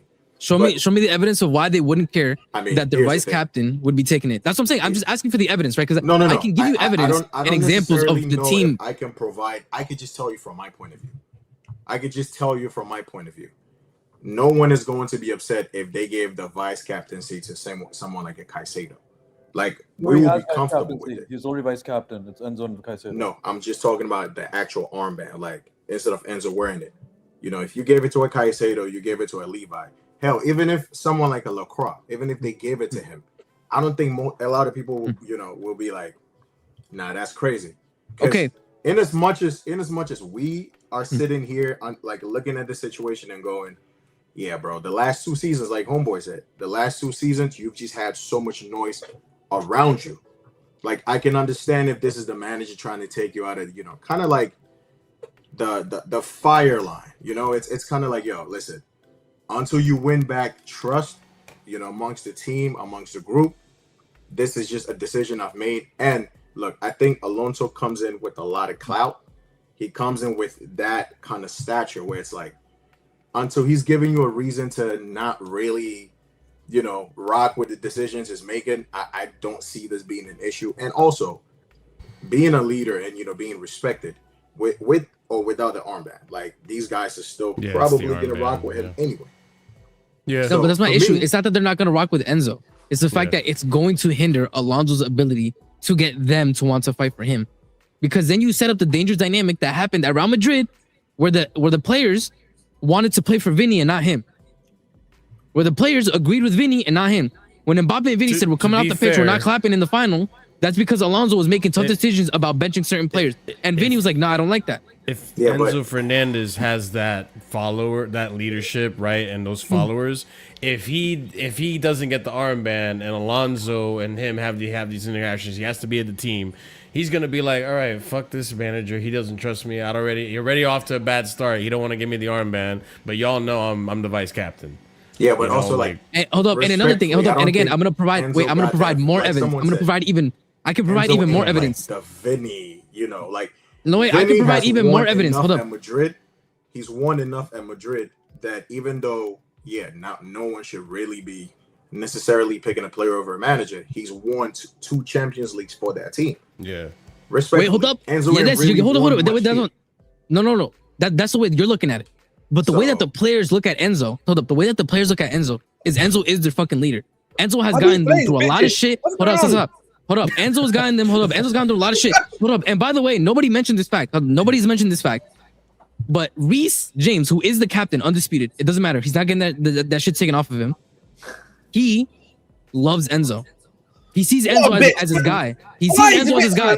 So, can you shut up? Please, can you shut up? So the reason being, it's my whole point. The reason being, if you take that decision, like for example, let's say Alonso talked about it with Reece, and Reece said, no, I disagree with taking the armband off Enzo, and you do it anyways.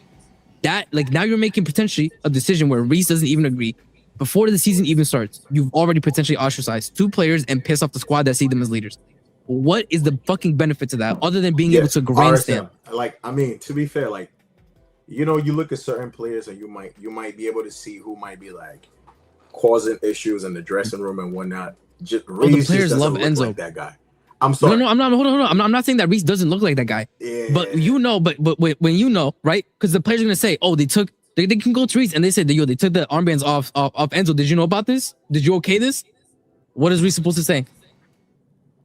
That's what I'm saying. You start introducing shit like that into the locker room where it does. Where I feel like it's not beneficial. It's just not beneficial. Again, if you ask me, I wouldn't want Enzo to be vice captain. I think that shit should have been stripped off of him last season when he was twerking. Now that you putting Alonso in, forcing Alonso to make that decision puts the bad blood on his hands.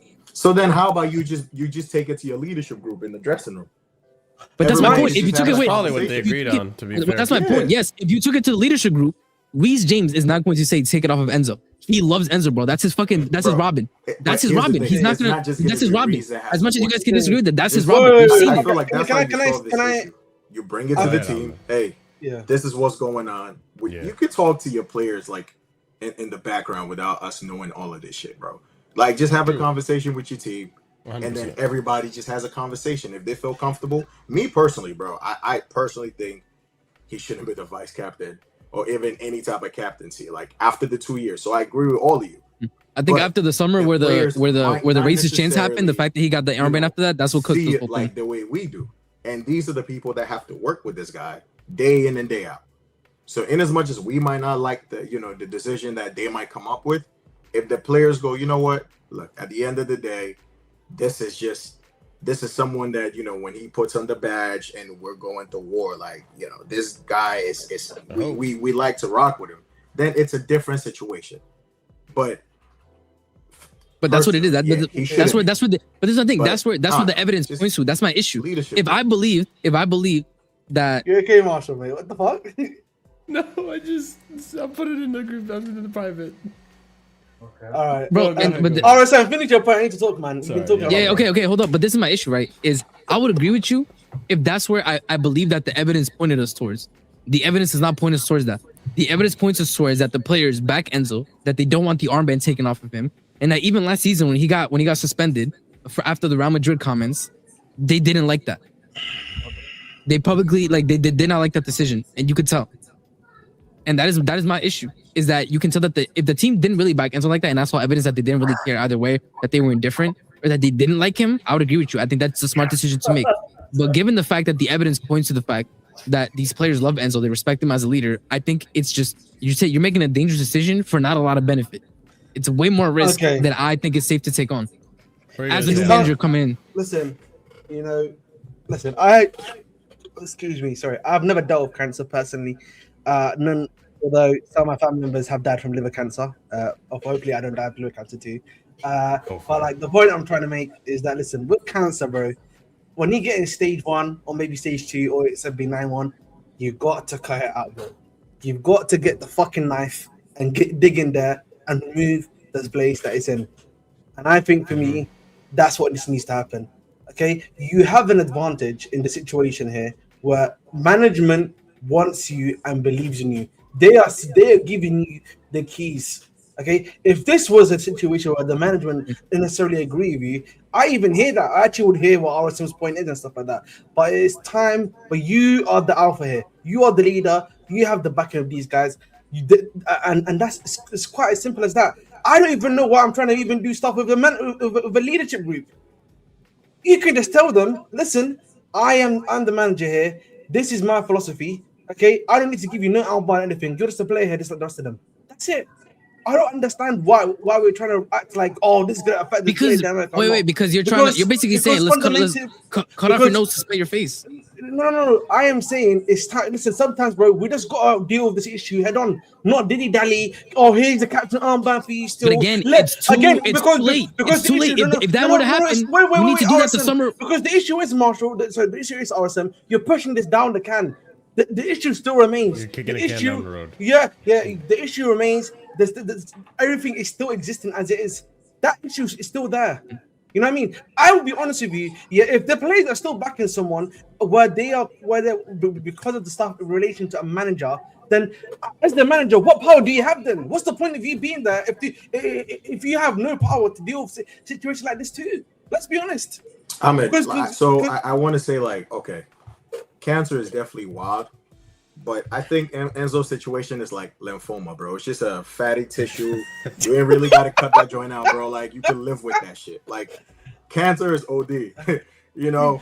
But like RSM was saying, I think it just feels like a situation where the people that get to work with this guy day in day out just have a certain idea and perspective of the guy that we necessarily wouldn't be exposed to. And I think, look, a new manager, and I know you want to put your balls on the table, but there's times when you got to be very political with the situation. You have to earn the capital. You have to earn the capital to be able to do that. And then once you put, the hammer down, it's I don't think Javi Alonso needs to have capital though, guys. I think if this was Enzo Maresca and he came in this season, for example, I actually think I would agree with you guys. I think the only difference is right now is this is Javi Alonso. He's a top manager already. He's a good manager. He's a guy that's already a former player too. They wouldn't die for Alonso. They would die for Enzo. They would die for Enzo. They're not dying for Alonso. I'm sorry, bro. Why, bro? If you're dying for a racist, man, I can't respect you, bro. I can't respect these guys, bro. What do you want me to say? Okay. But brother, hold up. Ahmed, you don't want to get into that conversation. You know what they say, Captain Leader. Come on, man.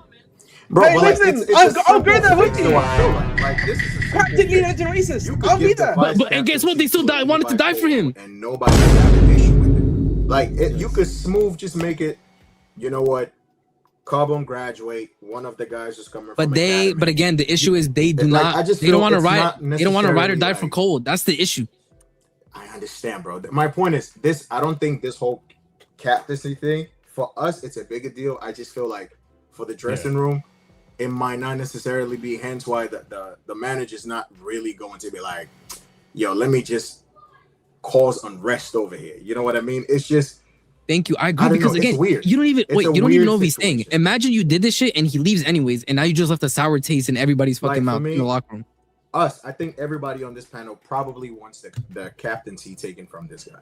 Yes. But then if you speak to the people that work with him, like I was saying, they're more likely going to be like, yo, bro, like it's cool, and we don't really have much to do about this situation. Look.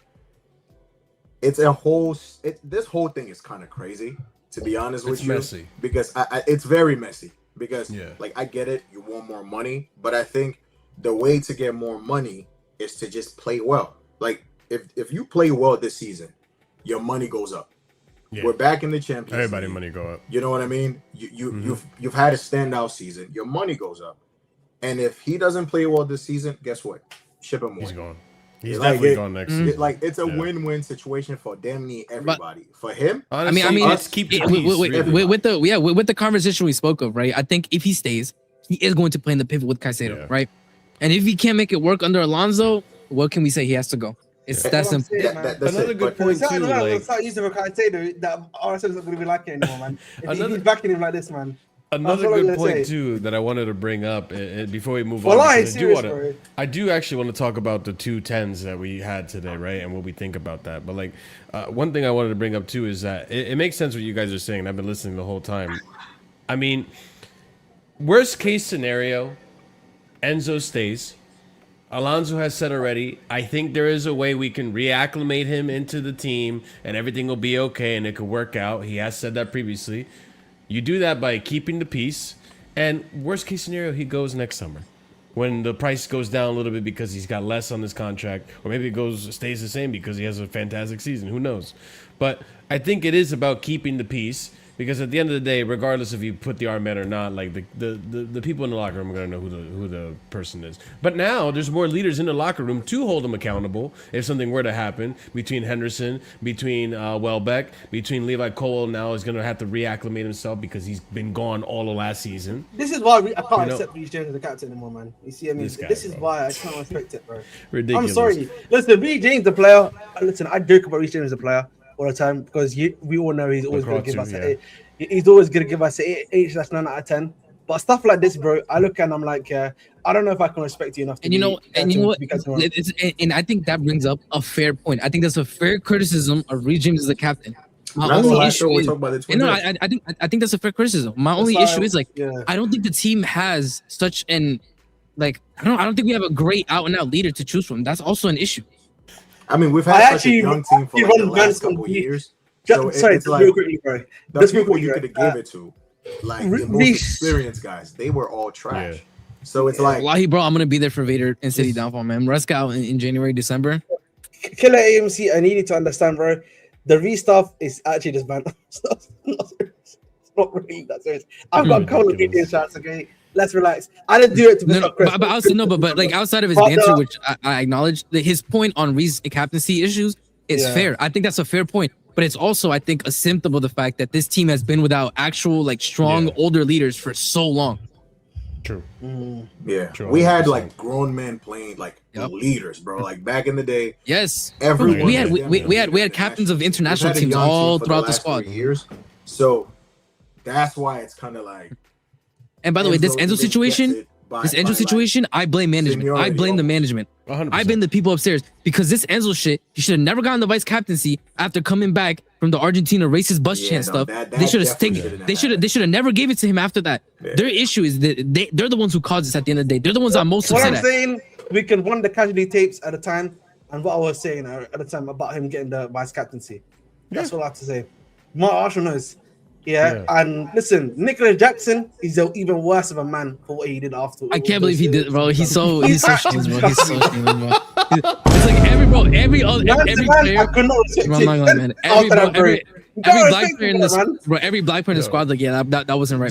Jackson had a rough time his first season, bro. He made a lot of silly decisions. We all that was season 2, bro. That was technically it was. Oh yeah, you're right. It was same season, summer. Yeah, it was summer. It was in between. Transition season. I think he scored like a goal or two, the season afterwards. And then remember, like then he started doing, we're killing ourselves for Africa. That was great. And then he didn't score for like 3 months. I remember this. Because Mikel was dragging him the whole way. Mikel was cooking his ass. He's like, we're killing ourselves for Africa, and didn't score for 3 months.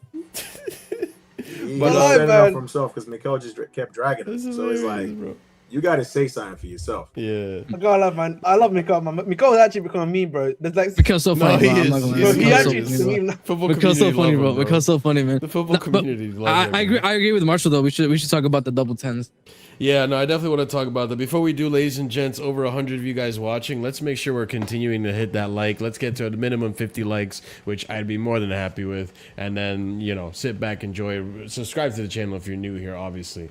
But we need to talk about these double tens because it's kind of a story of two halves. The first half, I think Rogers looked more in his elements. The second half, we saw that I think when you find Palmer quick enough in that 10 position where we cut through the middle and get that pass to Palmer, the quick transition, the quick turn, the one-touch turn, you know what I'm saying, that half turn, he's already looking to attack, already looking to pass. It looked old school football. We're just attacking. Go for it. And João Pedro looked dangerous. And Neto at times, was making good runs and all this and that. You had Rogers who was available at times. Palestra doing the little dummy. And then who was it that got the dummy and didn't score? I think it was João Pedro even. We look good. We created chances. So, I don't know. How do you guys feel about the double 10? Do you think this is promising? This is finally the solution to the bad wingers we've had all season long? I mean, it's a solution. But I do think Cole Palmer, man, I don't know, man. I don't know how to judge this guy, man, just yet. I feel like there's some tendencies that I'm seeing from last season where sometimes he just holds the ball for way too long and stuff like that. That's still occurring. But I feel like with him, it's harder to understand what's going to happen. Like, I don't know if he does what he's been doing now, then I would be a little bit worried about him, if that makes sense. I do think, unironically, the wing-backs being there has been still much good. More advantage. It's much more better for us. I'll be honest with you. I think what's his name, Rogers. From what I saw from him so far, wasn't too bad. Improve that first touch, please, a little bit. Just make sure you look a bit more decent at the first touch, and I think we're okay. But like Loki, Jackson, might need to be kept. It might have to be. He might need to be held. Listen, I know that's not the case, but like if I was the club, no joke, just as like a. What's emergency backup? Yeah. There's too much money you can get for him. They're not gonna. I know it's too much money. And also Jackson's ego doesn't want to be a backup. That's the issue. I know but I think the reason why I said I just think for me is just that Palmer. I still feel like right now he's an unknown entity.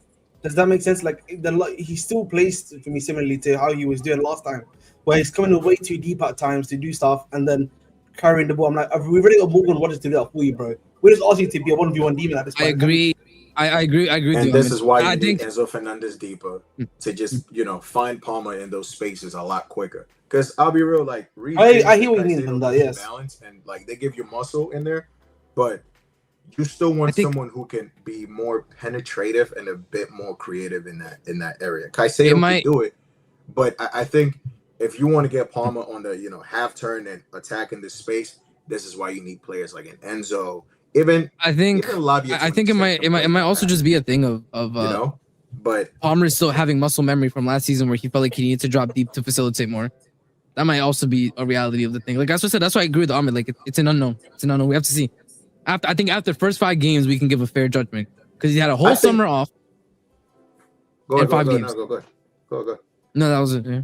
I was gonna say, like, for me, I think this might be that season where, even though Palmer doesn't score a lot of goals, I think he has to be in that creative bag because now you have a lot of runners. Like even from your wing backs, you have Neto on one side. If you want to put Palestra on that side, you could do it.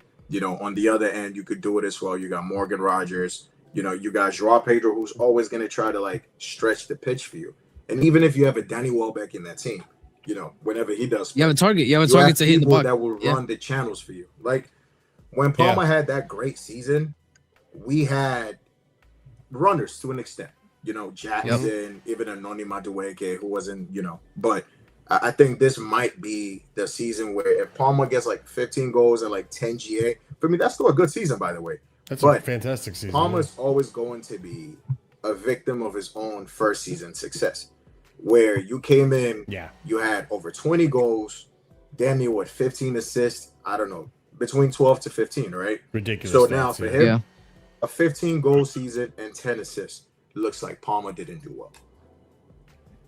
Last season he had double digits goals. The season before, same thing. But it's just because of how he pulled up on us. He showed us a vibe that he hasn't necessarily maintained to that level. And he did have a terrible season last year. But some of his numbers were still good enough that other people, when they have those numbers, like you look at Acuna and Mbuemo or even Sesko, they were like, they had great seasons. Bro, they had 10 goals. But the conversation around Palmer is kind of different because, again, there's always your going to be first season was ridiculous. Your second season was, to us, started off great. It started off great. Yeah.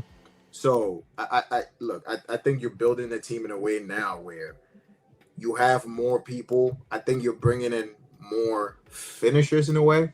Even in Esteban, we know he has an eye for goal. You play him in that position. Cool. Quenda, unknown quantity. Welbeck, we know he can get you goals in this league. Joao Pedro looks hella motivated, so he's always going to run him high. This should be the season where he got to just, be in that creative bag and don't rush the finishes, bro. Like, that's my thing. You have a lot of people now who can take that pressure off of you. This isn't the Putch season where you had to be the guy. This isn't the second Jackson season where if you didn't show up, we're cooked. Bro, you have people now. Don't rush your finishes. Just play free. For the first goal that Joao Pedro scored off the Reece James header, if you actually look at the play, Palmer was in the box dribbling and he threatened enough to where one of the defenders in the box shadowed over to kind of just in case Palmer beat his man. And because of that, when he passed to Reece James had the space to get the cross off, if you look at the full play. So I think that's where I agree. Like, I think in terms of the goal carrying, he should focus on that less and more focus on making sure that the weight of pass is there, right? Like you said, being his creative bag. Because you're going to have runners. You're going to always have options on the half turn. Very rarely do I think it's going to happen. Where it happened at times under Maresca, where he's on the half turn and there's literally nobody running into the box with him. It's just him running into space. So don't you guys think that, I mean, I agree with what's being said. I in an ideal world, I'd like to have the best of both. But would you guys say that this is a season potentially where, like, he also doesn't have to bear the burden of responsibility for creating for the attack all the time? Now he has people behind him that can create for him. It's not the burden. but it's now his responsibility to. Does that make sense? Like he doesn't have to carry that as much as before. Like now Morgan can create. We know João Pedro can create. If Enzo Fernandez playing deep lying playmaker, finds him in behind, you know, I saw what was the game? There was like one play where like Cole Palmer had a cross given to him in behind, and he almost one touch fucking scored, and I think it was saved or we just went wide or some shit. Forgot what game it was. Maybe it was AC Milan. I don't remember. Like you create more chances for Palmer to score like that. And again, I was gonna say like it's a big season for Palmer in this team. Yeah. He's for me. I think he's one of the guys who is at the top of the list of like knowing how to play that kind of pass with the perfect weight on it. Like I think he's one of our most creative players in this team. Like it's just he's different variations of how he can actually hurt somebody. So I think this has to be that season where, like I said, don't rush the finishes. Don't be too greedy. You know what I mean? Like, I know you want your best players to be greedy in front of goal, but there's just certain times like that shot is really not on. Just play that extra pass. You could even get it back from a cutback. Like, don't do too much. You know, and like you said, Rogers is in, can provide a bit more. You could use your your wing backs a bit more to kind of stretch the play. And in that 10 position, you have more freedom to just kind of move wherever you kind of please in a sense, as long as someone is covering for you when you move. So I do think this is a season where like he might not necessarily get a lot of goals, but I think his creative numbers will be like up there, and hopefully other people kind of capitalize. I still think more. Yeah, I do think more likely than not, like João Pedro's going to end up as our top goal scorer of the season. But what we need is obviously from the width, right, from the fullbacks is where we need more of the outputs to come from. Because last season it was barren. Let's be honest, man. Nobody on the wings for us. Nobody holding the width other than Cucurella was getting any type of GNA for us. RSM, I know it's tough to say anything on Chavaria, right? Because we only saw like what 10, 15 minutes. There was nothing really we could speak on really with him. But how do you feel about Palestra so far? Because I really like what I'm seeing from this kid. I genuinely I do. I like the kid, and I see why Alonso wanted him stolen from Inter Milan. I also see why Inter Milan wanted him. I think in terms of wingbacks, people have to kind of make peace with the fact that like wingbacks are always never going to be like amazing stalwart defensive pieces, like because that part of their game is going to be sacrificed for their attacking output at times. 100%. And even this game we saw, I think there was one phase of play where a ball went over the top and Palestra was going to kind of caught out being a bit more forward. And that type of stuff is going to happen.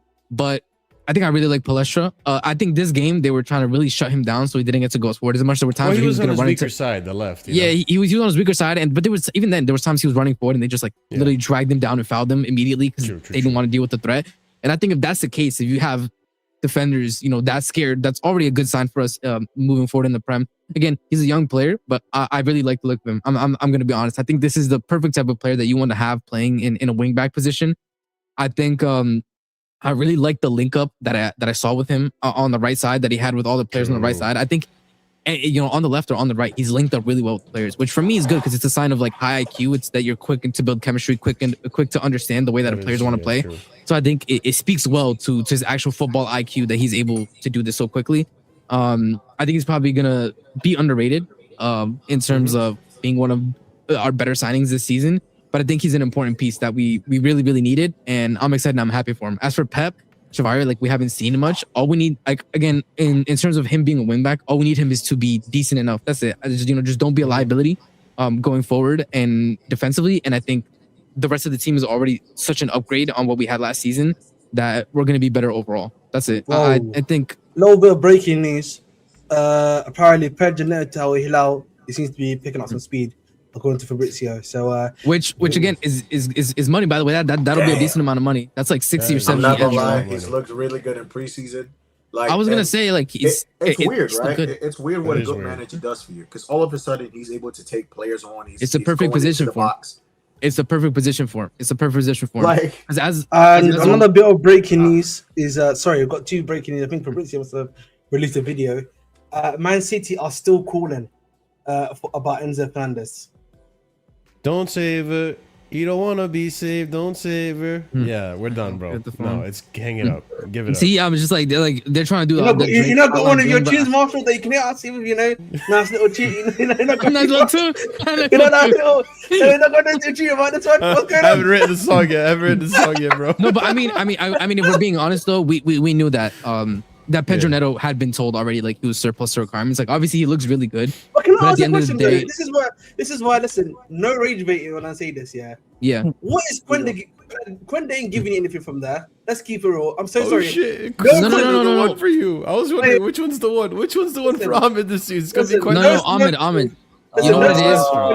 Listen, no smoke for Quenda. I don't know what he's about. I thought again, his game and did a bit more. He's a question mark. Ahmed, he's still a question mark. But the issue is, you are not, bro. You're never getting more money, and there's never going to be a better market for Neto than right now. That's the issue. Yeah, it's the same thing with Jackson. It's the same thing with Jackson. Like, could we want to keep him as backup? Yeah. Sorry, excuse me.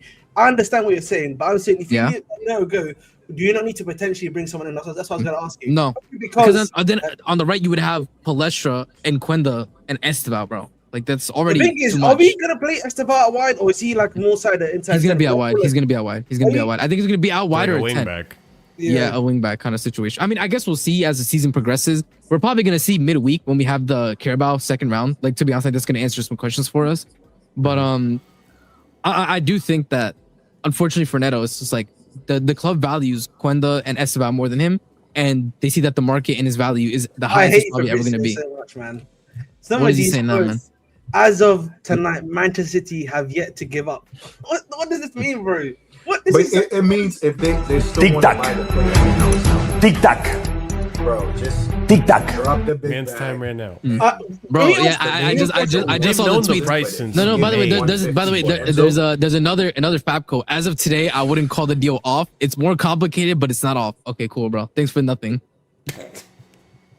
Yeah, like, bro, it's been reported we knew they're that. going to keep calling for the guy anyway. So, like, just it's annoying. It's pissing me off. Again, I'm not gonna care until I'm not gonna care until actual bid is put in. It's that simple at this point. My worry right now is about who is the replacement. Is the replacement? I think it's obviously gonna be. I think it's probably gonna be Warren. I feel like it's gonna be. And Warren, it's gonna run his big money too. That's what I'm saying. We're gonna get big money for Enzo. That's why we did the 120. That's why we did with the 120M deadline. Player, Wharton is. I don't think it's gonna be Wharton personally. I think. So, but again, this is the issue. Better player. Wait, this is the thing. Better player, in my opinion, stops mattering less when you need a profile in a certain position. I mean, could Enzo be a better? Could Enzo be a better player than Warren? Has he shown more in the Premier League? Yeah, you could probably say that. I think that's fair. I think Enzo shows more offensive output than Warren in his worst season for us than Wharton's best season. But is he a better fit in the double pivot? That's a different question, right? And I think that's why it's like, if we're looking I think at ideally, more profiles, then that's what I'm saying. It's like with the Enzo thing too is like we've seen how like last season Palmer wasn't really like on it, and even with the Rogers, like you've seen him seasons with Villa where he's been kind of inconsistent, a bit hot and cold. So when you get to them times when you really don't have anyone else that could give you that goal, that assist, that you have Enzo there. Now, when he leaves and we're struggling, it just feels like we're back to the same. Who do we turn to? But that's the whole point. So that's the whole point of why we got refuse it. Then, bro, listen, business is business. Is it wrong to say CP? Wait, hold up. Damn, 140. I don't think you can hear. One second, CP. I've got a question for you, CP. Yeah.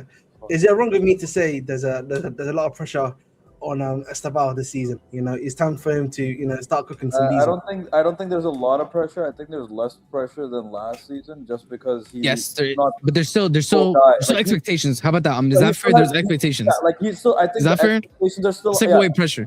I think there's expectations. The expectations are still high, but I think the pressure is a bit less because now there's Rogers. We have a better manager, and he should be better. But I think expectations should stay the same or be a bit higher because we have a better manager now, right? Correct. I like that. Yeah. RSM, check the group chat. RSM. That's special. I think the whole point of Enzo and like what do we do, because like Rogers is patchy and Palmer's patchy. So is Enzo. I'm sorry if and we added Welbeck as an attacking force, and we don't know if Jackson's staying or not. But Jackson also playing the twin ends. We have enough firepower. We can't keep on doing this. Oh, what are we gonna do without Enzo's output? We're literally replacing Rogers. We have Jackson back in the squad compared to last season right now. We have an Esteval who should develop more, and we have a Quendo on top of that.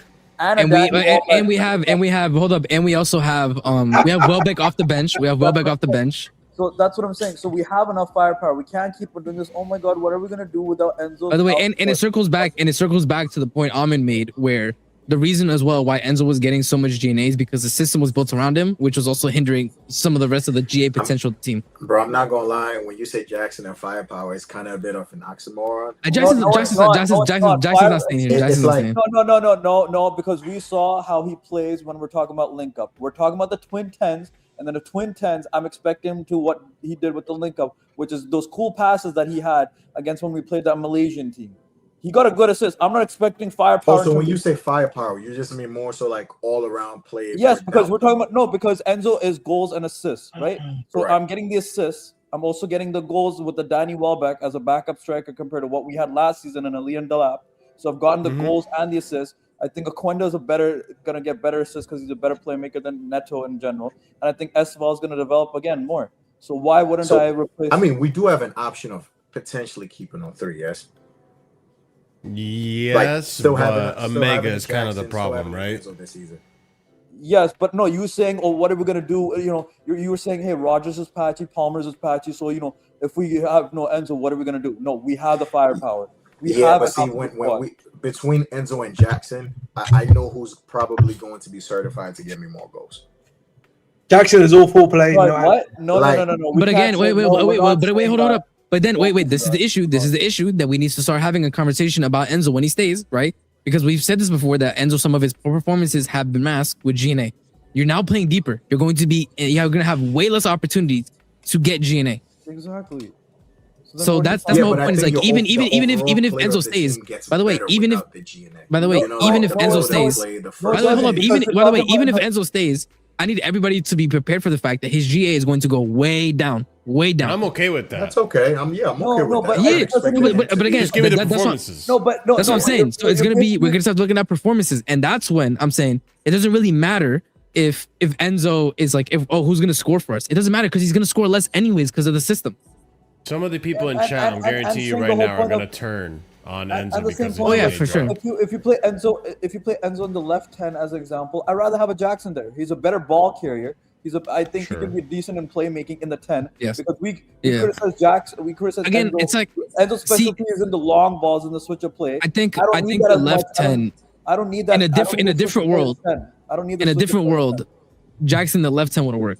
Except he was bought Rogers. He's a backup option for Rogers. He's working. No, that's what I'm saying. In the perfect world, yes. But wait, we bought Rogers. He doesn't want to be a backup, and we want to cash in on him now. No, I know, but I'm saying if he's staying, just like I'm saying if he's staying in the squad, that's enough depth. We have enough firepower. I'm not worried about this. What are we gonna do with the Enzo? Yeah, I mean, we have enough in the attack, is what I would say. We just have enough in the attack. That's fine. I'm not worried about the attack. We have enough. No, but that's what CJ's point was like. Oh, what are we gonna do? Because Palmer's patchy. And then Rogers is patchy. I'm like, well, the reality is, by the way, wait, hold on. By the way, people need to realize, because there are very few. Patchy kind of period in this. But this is the reality. Hold up. The majority of teams. You could push Enzo into those advanced positions, and you could still have someone who gives you something, besides these other guys. That's what I would say. Cool. I'm not saying Enzo's gonna be deeper and still gain your goals. In the deeper, in the higher position. No, but in the 10, I'd rather have a Jackson. I'd rather have a Jackson in the left to get you assists. I'm sorry. I'd rather have a Jackson. Like, I'm just looking at it in a situation where, bro, for the first time in 4 years, I have a team that has different kinds of problems that other teams will have to face. I'm not going to want to necessarily sacrifice it if I don't have to. I feel like we probably are one of the only fan bases that when we finally get something good, bro, we just want to let it go. No, don't give me that. Don't give me that. Don't give me this. Don't give me this. Get something good. In every position that you can look at and go, you know what? This is not bad. This isn't a get into Garnacho on the left, bro. Like, this is again. But but that's the point. But that's the point though. Like in terms of aggregate, the overall team and the depth is way better to the point where, in my belief, like it's not going to be so detrimental. Like the team is going to fall fucking apart, losing Enzo. In the same way, I believe, for example, if we lost Caicedo, yeah, we're fucking finished, bro. Like it's that simple. No, sure. Like there's nobody. But if we lose Enzo, I'm just like, okay, because we got creativity and this is the thing. By the way, it's a reality. The majority of the attackers in the Prem are purple patch players. Like very rarely, like there are very few players in the Prem that get consistent GNA, like 1 every 2. Very few. The majority have like a good little run. They go quiet, have a good little run, go quiet. We needed Jackson to come back to this team as well. He said the plane doesn't fly backwards. He's a funny guy, man. Yeah, again, I just like I agree. I agree with CP in the sense of like in a different world, yes, but here he just kept getting sent off. Like all these guys have little, delinquent behaviors in them. I agree. Jackson included. So if you're gonna advocate for Enzo to go, someone else can advocate for Jackson to go as well. Like, we should go. We've always said Jackson does everything well till it gets to the moments that really matter, which is scoring goals and everything outside of the box. Scruff of the neck. You're not always gonna win every game 2-3, 3-1, 4-2. There's times when you need that one Jackson dagger and you take all 3 points. And time Jackson again, daggers. Jackson didn't deliver. When we needed Enzo to win certain games against like a West Ham last season, he came in clutch. The season when we came fourth against Liverpool, that 3-1, he came in clutch. Like Enzo has just given us, matter of fact, the Conference League final, that equalizer, Enzo came in clutch. We could say that about then Pedro Neto. Pedro Neto came in clutch when the season we got fourth. He was amazing. He came in clutch during the Conference League. What are we doing then? Yeah, but I'm not saying. No. Okay, again. Hold up. Again. Wait. My thing is like again. I don't disagree with you. Wait. My thing is that I don't disagree with you, but it doesn't matter because Enzo's no longer going to be in positions to do that. He's going to be facilitating. Wait. That's what I'm saying. He's going to be facilitating for others to do that anyways. Absolutely. So even if we lose him again, it's still going to be on the other players to do that. So it's like I'm fine with it. Like again, I'm calm. Like I said this before, I'm calm whether Enzo stays or goes. I would have preferred that he left, because of everything outside of the pitch and because I believe that like the team is going to need to learn how to play without Enzo anyways. And I would rather us do that from the beginning than have 1 year of him and then have to do that anyways. But again, it's completely fine if he stays or goes. I think that the attack has more than enough in it to where I'm not worried and asking a question if Enzo leaves, where are the goals coming from? I'm sorry, our attack is way better. The system looks better. You look at the way that we played today against Milan, and I'm going to go back to it. The system was generating a shit ton of attack. Even with ROGERS being rusty, even with Palmer still being a little bit off, look at the quality looks that we were getting, man. We were getting quality looks. Still look good, bro. But and that's what I'm saying. That, by the way, this is by the way, and thank you. That's a perfect point, by the way. You know what a good manager does and a good system does? It makes everybody look better. And that's why I'm not worried about the attackers, man. Fuck Gusto? But you know what's crazy? These are the positions we still didn't want to see Gusto in a lot of the times last year. Wait. The position I didn't want to see Gusto in is right now. Wait, go back a little bit. Like, go back. Like go back to just to when Gusto gets the pass off. It's just so you see under Maresca, Gusto would have been where Lavi is, and that's where we don't want him. We don't want him that inside on the pitch. That's the issue. Bro, under Maresca, Gusto was a 10. Exactly, and that's what I'm saying. We don't want that. Gusto here is fine. He's fine here because he's still closer to the width. He's not too far. Again, he's only here because they were doing rotational play, which is fine. And that's what I'm saying. I think good systems and good managers make every player look better in their positions, and that's what we've been seeing with Neto. So we've seen with Gusto. That's what I'm saying. I'm not worried about the attack. I think Alonso is coaching the attack very well so far, and everybody's buying into his philosophy and buying into the system. And when you have a player that has been hot, like drop Pedro now, I'm comfortable, man. I'm comfortable. Oh, and devil's advocate, right? Even people who do want someone like a War and Alex Scott. We've seen a lot of players not necessarily translate those kind of performances when they move to a bigger team. Yeah, I agree. I don't disagree. You're going to, let's just say, hypothetically speaking, you sell Enzo, you bring in a Wharton. There's no tangible evidence that Wharton is going to kill it here because he's never been here. It's what happened with Eze, bro. It's what happened with Eze. True. Now you spent all this money. You've replaced him with somebody, and we're just all like, damn, bro. you are a waste of money and a waste of space. But you know what it is though. But you know what it is though. This is what we did on the Roman. Wait. This is what we did on the Roman. We had players who were like, you're doing good, but we need to upgrade. We need you to do more. So we got a player, took a risk, spent a lot of big money, and sometimes it worked, sometimes it didn't. By the way, City does that every season. City bought Tajani Reinders for how much? All right, so we can't do what City does. City, no, hold up. I'm not. Wait. I'm not saying. Hold up. I'm not saying we buy $100 million players every season, but we've already seen 3 seasons of Enzo. We know, like I said before, we've already seen 3 seasons of Enzo. There's not much more that we know that of what Enzo can and cannot do. That is my point. At some point you need to. At some point, the last 2 seasons. Hold up. Very good. Hold up. The last 2 seasons. Like I said, the last 2 seasons. Where did we end last season? Yeah, but that's not Enzo's fault. No. We can't do this. No, because no. I'm not doing that. Now you're sounding like a Bruno. Now you're sounding like games Tosin and Chalobah was costing this team, and even Andre Santos to an extent. Bro, Islam's fighting. You didn't know Islam versus Ian Gary? There were so many games. Yeah, we could have had just 3 more points, and we probably would have been close to top 4, bro. How far off the top 6 did we finish? You know what you sound like? You sound like a Man United fan who loves Bruno Fernandes, because that's what Bruno Fernandes fans say when they're fucking Bruno Fernandes. Why did also Bruno Fernandes? Because Bruno Fernandes gets GNA in the 10, guys. Thanks for the analysis, Ahmed. Thank you for the analysis, Ahmed. Bruno Fernandes. Bruno Fernandes gets GNA, guys, even though we're 17th and 10th, and he's the captain during that period. Yeah, but he still got guys, one fun corner, man. Brought them 3rd. Enzo had good seasons, and we finished 4th, and we won 2 trophies. Like, bro, let's not. Okay, that's what Bruno Fernandes did too. Bruno Fernandes also won them a Carabao Cup. Bruno Fernandes won them a Carabao Cup. We had Tosin and we had Chalobah, bro. Okay, and they had Aiden Heaven and fucking injury-prone Euro and a fucking Harry Maguire who shit for the club. One game a season for the longest time. And they had Onana. And what else? Bro, last season they did not have Onana. They had Laments. No, that's when they were 3rd. We're saying that the seasons when they were 10th and they were and other seasons when they were 2nd as well. They still had the Maguire. Bro, we still had the Euros. They still had the Dallos. Yo, how many times did you probably watch a United game and went, yo, keep this manager in charge? You know how many times I said, you know how many times I know United fans who said, why the fuck is Bruno Fernandes doing what the fuck he's doing? Yeah, but here's the thing though. Even though he got GNA, we're always gonna have a certain player that has like polarizing, kind of perspectives around. But why would he have that if he has the most GNA? Why would he have that if he has the most GNA?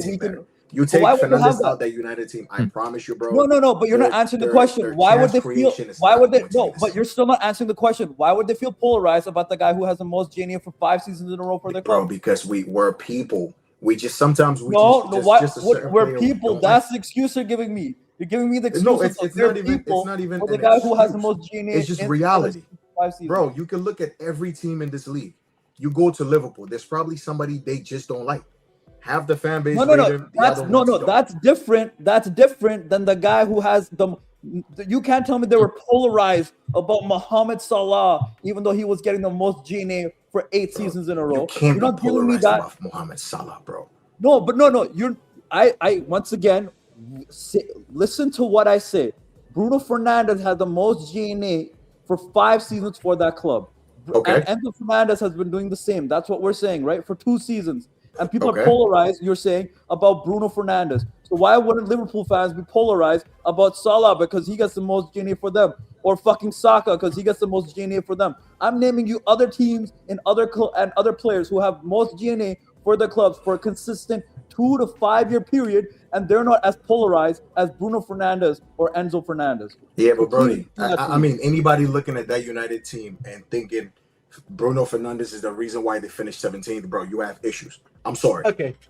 Listen, I've got something right now. Ain't no way you're going to look at that United team and went, yeah, Bruno's the reason why. Yes, one of the reasons. Yes, one of the reasons.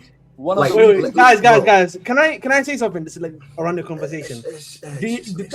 Marshall, what did this conversation remind you from a few years ago about a certain player? Mason Mount. This is what it sounds like to me, bro. I swear to you, man. So much like Mason. Bro. Guys, wait. Ahmed. That's a great point, Ahmed. Here for 2 seasons. Hey, guys, you got 10 goals and 10 assists. Guys, you got 10 goals and 10 assists. And he's genuinely, this is what it sounds like to me. And this is why I'm like, this is why, again, I know people were saying that I was being OD for saying The cancer and dynasty stuff like starts this. after you, man. But sometimes, bro, sometimes like the Nah, listen, bro, he's lymphoma. Cancer is OD. I'm sorry. listen, Listen, I know, but the point, no, but I think the point I'm trying to make is that, but he's right about the And mouth. if you It decide sounds to like get rid no. of it, you decide no, to no, get no, rid no. of it. I know, You know, I know. That's why I said it was OD. But like the point I'm trying to make is that, listen, I think he's too. What's the word I'm looking for? He's too controversial right now, man. He's too controversial for the team. There's too much going behind the scenes on the pitch. It becomes the situation becomes untenable. About him, it's off the pitch stuff. Yeah, like, and that harms your team. It's off the pitch. It does. Like if we're just talking of Enzo isolation as a footballer, there's a lot more positives he will add to your team than a negative. Now, of course, the off-pitch stuff does come into play. This is why we brought the experienced players. That's why we cook for fun.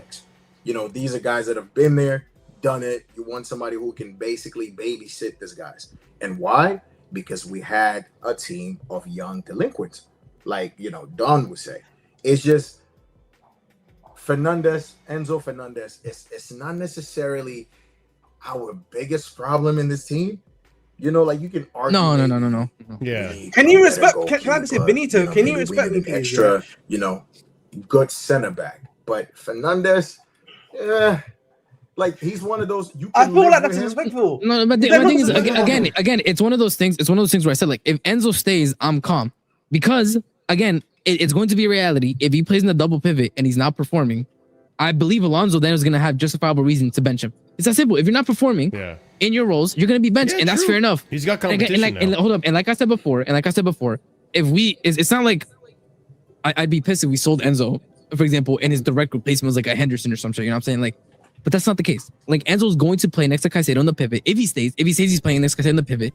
If after enough games he doesn't perform, he's gonna get benched, and that's okay. And I'm fine with that, bro. That's fine. We could do way worse than Enzo off the bench. I'm not mad about that. For me, bro, and when we say non-footballing, we mean things necessarily like things off the pitch. Things off the pitch. Obviously, yeah. I mean, I see somebody. This shit happens, right? Like Wesley Fofana off the pitch with the speeding tickets and stuff. We saw the Marcus Alonso off the pitch, and like this shit happens, right? Marcus Alonso. I understand. You know what I'm trying to say, bro. You know what I'm trying to say. The better example to use, no joke, is John Terry, because the stuff he was doing off the pitch, was probably on his level. Okay, sure. There was one on the pitch that he did that was I know, cracking his voice, You know what I mean? Listen, that was crazy.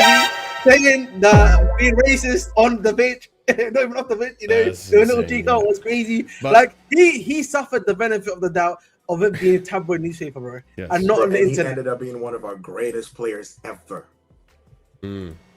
But like I'm saying, right? Big up Vader, man, my guy. For me, this season, if he's gonna play deep lying playmaker, and it happens to work, I'm happy. Why? Bro, because that's my favorite version of Enzo. That's what I'm saying. If it works, which I have reason to believe it won't, but if it does work, holy shit, we're cooking, bro. It's that simple. If it works, this team is fucking cooking. Best trait. I think his best traits is his passing and creativity. I think those are the best traits for him. People cooked me and rinsed me those 3 years where he was doing that. Just because he wasn't getting GNA. Brother, Modric doesn't get GNA. Are you cooking and rinsing him? Tony Cruz wasn't getting hella GNA. Are you cooking and rinsing him too? But you still rate them as midfielders. The thing, what's Marshall is it's been so long, people forget how much you defended Enzo. Yes. That's the reality. It's been too long. It's so true. And now every chat, every fucking stream, I get a chatter saying, "Yo, quit the Enzo agenda." You don't understand how much I defended him. You don't know my history. You don't know my history. You don't know where I'm from, dog. I personally don't want to say stuff about Marshall. He's my mate. This guy. What are you saying, bro? All I'm gonna say, man, is that I'm not the one that's got a racist kit. You know what I mean? You don't see John Terry. You don't see Enzo Fernandez house. You know what's funny? You know what's funny? By the way, chat. That's the worst part. By the way, chat, just so you know, if you guys saw that tweet with the Rosinha jersey, just know that's Ahmed. Ahmed put that shit up for True. Good performances wins you games as well, by the way, Seamus McGregor. Not just GNA, all right? Listen, Enzo gave me GNA. You don't have to worry about the GNA. I'm going to get that from Morgan Rogers, João Pedro, and Cole Palmer. That's what I want. Yep. Just create for them, please, and let them have a wonderful season, because if you don't get GNA and you just create for them, and again, I'll be here defending you saying, yo, just like Reece James before you. Yo, call the police. We are robbing Enzo Fernandez of assists. I'll be here defending you if that happens. I don't need you to do the GNA. That's why we bought in Rogers for 117 million, bro. You get the GNA. That's your responsibility, bro. Like, okay, in the ideal situation, in the ideal role, this is kind of the situation we would see play out all the time, where I would say Enzo is contributing a ton to the team. Enzo's on the ball. Rogers or Palmer drops deep, receives from Enzo. Enzo receives it back, and because Rogers or Palmer drags somebody from the defense with them, Enzo pings the ball into the open space where the wingback is running into. That wingback crosses it into Joao Pedro. Joao Pedro scores. At that point, Enzo's doing exactly what he needs to do in that system. Just like we saw Caicedo was doing this game, just like we saw like Reece James was doing this game. If he does that, right, and he's not that much of a defensive liability in the build-up and the pressure and stuff, then it's working and then it's cooking. And then I don't care at that point. I genuinely don't care. I would even argue for him to stay next season, you know? By the way, the reality is, and right, I also say, as like, much, Enzo's this is the thing, the reality is, like as much... but maybe him and Lavia, but I'll probably say Enzo more. He gives us more control. Like, Enzo can slow down the tempo of a game that is kind of getting out of hand. Like, Lavia is more like very great in, you know, in possession, but once he gets I think Lavia he's looking forward. Like, I think Lavia is better. Enzo Lavia is better in a high contention game, you know, and just keep it kind of just ticket. You still want to have somebody who can give you that option as well. Manage the game better. Game management. Enzo can manage your game a bit better for you than, you know, most of the guys we have. So for me, it can work. It can work. I hope it works. I hope it works too. I really do. But again, this is my thing is I genuinely think, you know, with all the comments we made about, you know, the stuff off the field, you know, the stuff that happened in the summer with Argentina, the twerking for Madrid and the city thing that happened this summer. If we have a good season and Enzo is an integral part of that and we win stuff, nobody cares. Because let's be honest, nobody cares about Terry because he won so much for the club. It's that simple, bro. Okay, you care. But the reality is that doesn't affect his legacy as much with people who watch him play. That's just the unfortunate reality, whether you like it or not. Obviously, we care. But the majority of people... I don't want to make this a fight in terms of a debate, but I do kind of think it does. You don't see John Terry on mainstream media, bro. You know? No. I'm not saying. I'm okay. I'm not saying. From like a mainstream perspective. Yeah, but for example, I'm saying like I'm saying in the moment with the team. Like if the team wasn't winning and the team was ass and John Terry was a part of that and all that stuff happened, he would have been cooked and probably kicked out the team.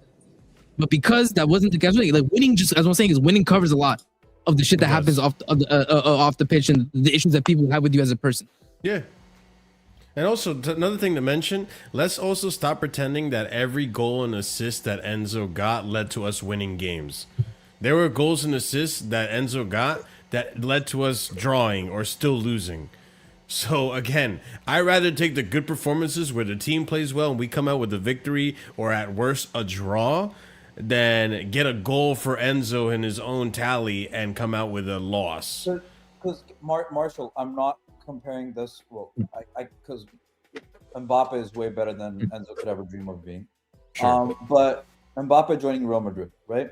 2 seasons in a row, they haven't won trophies. What is he exactly? No, he scored 40 goals. 40 goals in all comps for 2 seasons in a row for Real Madrid. Amazing stats for him. Exactly. What are Real Madrid fans saying? I'd rather keep Vinny than Mbappe. Why? Because Mbappe is not fitting the system for both managers that they had. Not fitting the team. Ancelotti and Alonso, and we'll see how he does with Mourinho, right? That's what Mbappe's thing is.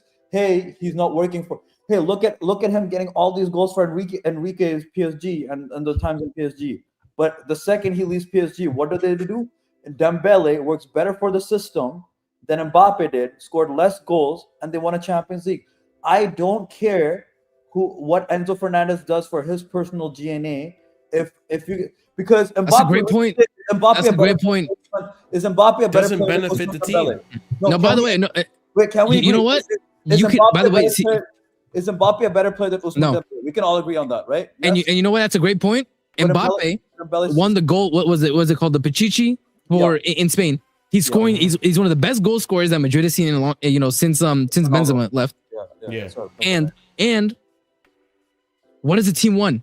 Fuck all. Everybody complains about the way that the team plays because of Mbappe, even though he's putting up insane numbers personally. Yep. Yeah, and Mbappe has crazy goals at PSG, and we can agree that Mbappe is a better player than Dembele, right? Yes. Bro, the season, by the way, the season he left, scored- remember that interview? Enrique said, Mbappe left, now I can control everything that happens on the pitch in every And look at position. what's happening He with won PSG. back-to-back Champions League and they did a triple. And even though Dembele won the Ballon d'Or, Mbappe has more GNA than him these 2 seasons than Yes. Dembele does. But what has happened? Even in the Champions League, Mbappe has more goals than Dembele does. Yep. When Dembele, because he can press and he fits the system better, allowed PSG to win back-to-back Champions League. So I for don't those of you in the chat, and it's just one person, not a mutant in his other burner account, saying GNA wins you games, that's not true. GNA alone does not win you games. It's a team sport. You have to be getting GNA as a team and winning as a team, not just for one player. Great, Mbappe, you get all these goals and all that stuff for yourself. You see, that's how I know you are absolutely not a mutant exposing yourself. I'm going to just ban you again. Because, again, with the Lampard comparisons, like, make another account. I'm curious what name you're going to pick this time. But yeah, it's just ridiculousness, again, comparing, Lampard's GNA doesn't count. Lampard did a lot more than just get GNA. He also added and helped the team perform and got goals and assists. He was a workhorse. He was good defensively. He was an absolute workhorse. Same thing goes for KDB. KDB got hella assists as well as goals too. So, it works both ways. You gotta be able to help the team. Well, by the way, you know who's a good example? You know who's a good example? Gundogan. I feel like Gundogan's a good example of maybe like what we want. Didn't have crazy GNA impact, but the stuff he was doing for deep, the way he was facilitating the rest of the team, amazing, great. And if having Mr. Nice Guy, who do you play today? Me? Mr. Nice Guy, who do you play today? Oh, Mr. Nice Guy. And look today, we came off the bed. I think that should answer your question again. Yeah, let's see with Real Sociedad. We're going to be facing a real team in Fulham. We're facing a real team in Fulham. Yeah, that's the again, Ahmed, I feel like, and this is for everybody as well. First 5 games are going to tell us everything. Exactly. We need to see the first 5 games in the Prem. Later, brother. Later. Have a good night, man. Thanks for coming. Appreciate it too, of course. But yeah, like we're gonna see later in the season, obviously how this stuff goes. Like it'll be interesting to see if it translates over. And I think once we get to October, that's when we're gonna know. Like, okay, this is what the team is gonna look like. We got a glimpse of it today. But this is going to take time. It's not going to happen overnight. And like we said earlier, some of these players just came back, and this is their first time playing under Alonso. Like Rogers, I'm expecting Rogers to improve. LACROIX, I'm expecting him to have more of an impact in the game. Enzo, we'll see what happens with him and what his role evolves into later on, like in a few weeks from now. We'll see. Time is going to tell with this. But anything else we want to talk on before we call it? No, United. I'm just gonna say. Also United. Yeah. I know you guys want to talk about United real quickly, but that. Listen. I'm gonna keep. I'm not gonna say anything. I'm gonna back Carrick Ball right now. I'm I'm gonna wait. Such a troll, I said this. No. It's not even a troll thing, bro. It is, yeah. No, back Carrick, please. No. Listen, we back I need Carrick. you to do that. Yeah. He Okay. I got you. Got you. We're back to Carrick until game week 5. You know what I mean? It's just a preseason game, guys. You know what I mean? Nothing to worry about. It's just a preseason game. Yeah. This is Sunday against Hull City. That's the real pressures on there. We're gonna be seeing some stuff happening there. Once the 1 to 5. Wait, Ahmed, are you telling me that's before we're gonna win the league with the preseason games? When the best midfield, the second best midfielder, the best midfielder. Yes, we'll see it in full action, bro. Full action. You know what it is, guys? Yeah, Bruno obviously was playing in there, but we forgot there's no Kobe there. That's why Santos. He was there. And Tielemans. Bro, you know what I mean? Yeah, I mean Santos and Tielemans. It wasn't really that good of a because you know what's crazy? What's crazy, bro? Manu is well known for having legs, and pace in the recovery. So I hear it, bro. We're not saying that because he's black, though. You know what I mean? We're not saying that he's not good. You know what I mean? And not because he's just a player that plays that position. Wait. But we also forget about how much ground Tielemans covers, as we all know. Oh yeah, for sure. Ground, it's very SCM like. You know what I'm saying? Prime SCM. So, he's such an intelligent lad. You know what I mean? On a swivel. So I'm not gonna lie. By the way, the goal that happened where Tielemans was late to the ball, so he tried to tackle, but Santos was also slow, so Tielemans ended up tackling Santos. It was such a funny sequence of play, bro. I can't even hold you. This is so funny. All I'm CA, saying is, listen, CA man. Yeah, I'll be honest. Santos is a good player, but I'll be honest. I don't know why we're trying to make him the runner. He's not a runner. That's the problem. No, that's my point. Like That's what I kept telling people. I like Santos, but remember, Ahmed, I told them you need to watch the Brighton tapes. I That was diabolical, bro. Like I can't forget what he did to us in that Brighton game, bro. Like it just showed like he needs like a Caicedo-esque role as well. Like, bro, Tielemans Santos is diabolical. Shout out to bro. Griggs. Griggs is right, yeah, and I always agree with when he's like, yeah, the guys they have behind them, like who is the guy behind them? Pace, 55 pace. It's all 55 pace, bro. So like, you need your midfielders to at least give these guys. What's that shit they like, had, bro? to, Luke Shaw, Maguire, bro. Come on, we can't do this shit, man. It's bro, 2026, even like, bro. Remember, you know, like they're gonna have the lit back who's coming back from a back injury. That's gonna slow him down considerably too. And who's the other guy they're gonna have there? Like, bro, by the way, Lisandro Martinez is the one who got cooked for the by Ruben Loftus-Cheek, by the way. Ruben Loftus-Cheek in 2026. He got fried for peace. He got fried for peace, he was bro. running in quicksand. I saw it for the first time today. I was like, oh no. Can I listen, CA Mafia, yeah. I shit on Caicedo because of RSM, because RSM overglazes him, but he's an elite player for us, guys. Enzo Fernandez does not suit our league. I just want to make my midfield analysis clear. I love Lavia. Lavia was always my player, but unfortunately, he's very indie friend. Bro, I'm telling you, if we get a season of Caicedo Lavia pivot, fuck, bro, that's movies. That's fucking movies, man. That is movies, bro. That's why I agree with that. But like, I'll be honest with you, like, yeah, I was saying this to, I said this in the group chat with Michael Griggs, and I was like, you know, this is the Emirates era for you guys, because I don't know if you're. I know you guys are aware about the new stadium stuff, but they're really pushing the circus tent, the circus tent, man. You know what I mean? The circus of dreams is as I like to call it. And to your point, I literally said like, unfortunately for you, this is probably the worst era to do circus tent and Emirates era. Yeah, because it would have been best to do Emirates era during Pep Klopp, because then it's like it doesn't matter anyways. The thing is, their thing isn't even like a circus like thing, bro. They're trying to have like a whole complex. It's a whole complex. Yeah, it's a whole complex. Center, everything. They're trying to also rebuild, if I'm not mistaken, even their academy. I know this is more of an American comparison, by the way, but it's what all the NBA owners want to do, where they have like a hotel, casino, all this shit around the stadium. Exactly. So you buy a whole package where it's like you stay there for like 3 days or some shit. You get access to the game, you get access to the casino, the mall, all this other shit around the stadium. That's what they want to do. What Man City have. If you go to like City side, they literally have all apartment complexes. Yeah, but Man City don't have fans. Man City don't have fans. That's their issue. No. I know they don't have fans. But the other teams did it as well. But they've done it with like everything's in it. That's the point I'm trying to say. But like, I think, listen, United. My opinion about United is that, you know, if this is how they go into the season, fullback or no fullback, even if they had another fullback, in my personal opinion, they're in trouble, bro. They're in big trouble. Yeah, for sure. And I think, listen, like, their starting 11 is decent. If they get one injury to starting 11, the depth is abysmal. Yep. The thing about their attackers as well is that I look at their attack. Sesko has not really proved himself. He's had good moments off the bench. He's jacked up now. He's on that meladonium, bro. He's on TRT, man. That's what he's on. Listen, listen, he's my guy, but he's had good seasons and then he's had bad seasons, if that makes sense. Yeah. Quinn has been there probably the most consistent. Is that wrong to say? Rashford back? Left wing signing. Rashford. Wallahi, bro, Rashford ain't giving shit, bro. Don't forget Prime Sesko. Prime Sesko's coming back. Prime Sesko. We got Prime Sesko. Baby Zlatan. No, we're also forgetting Regen Courtois back in the lineup. You know what I'm saying? So and we got Mazraoui, you know, Moroccan international who can play both sides. You know, he's. Bro, I'm not gonna lie, bro. If I'm a winger and I'm looking at Man United's fullbacks coming into the season, he eats. It's a video. It's a video of Shannon Sharp pointing at this shit. He's like, I got yams. I got this. I got that. It's looking good, bro. Bro, I'm not joking. Their wingers, like if I'm a winger for the team or if I'm a fullback for that team, all I need to do is just find out the outball out wide, and that's my wingers can just move inside, bro.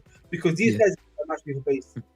That's Bro, Ahmed. They had 35% possession against fucking Ruben Amrin, bro. But did Zerk? I forgot about the point. Did Zerkan play the 9.5? I forgot about that. Fuck.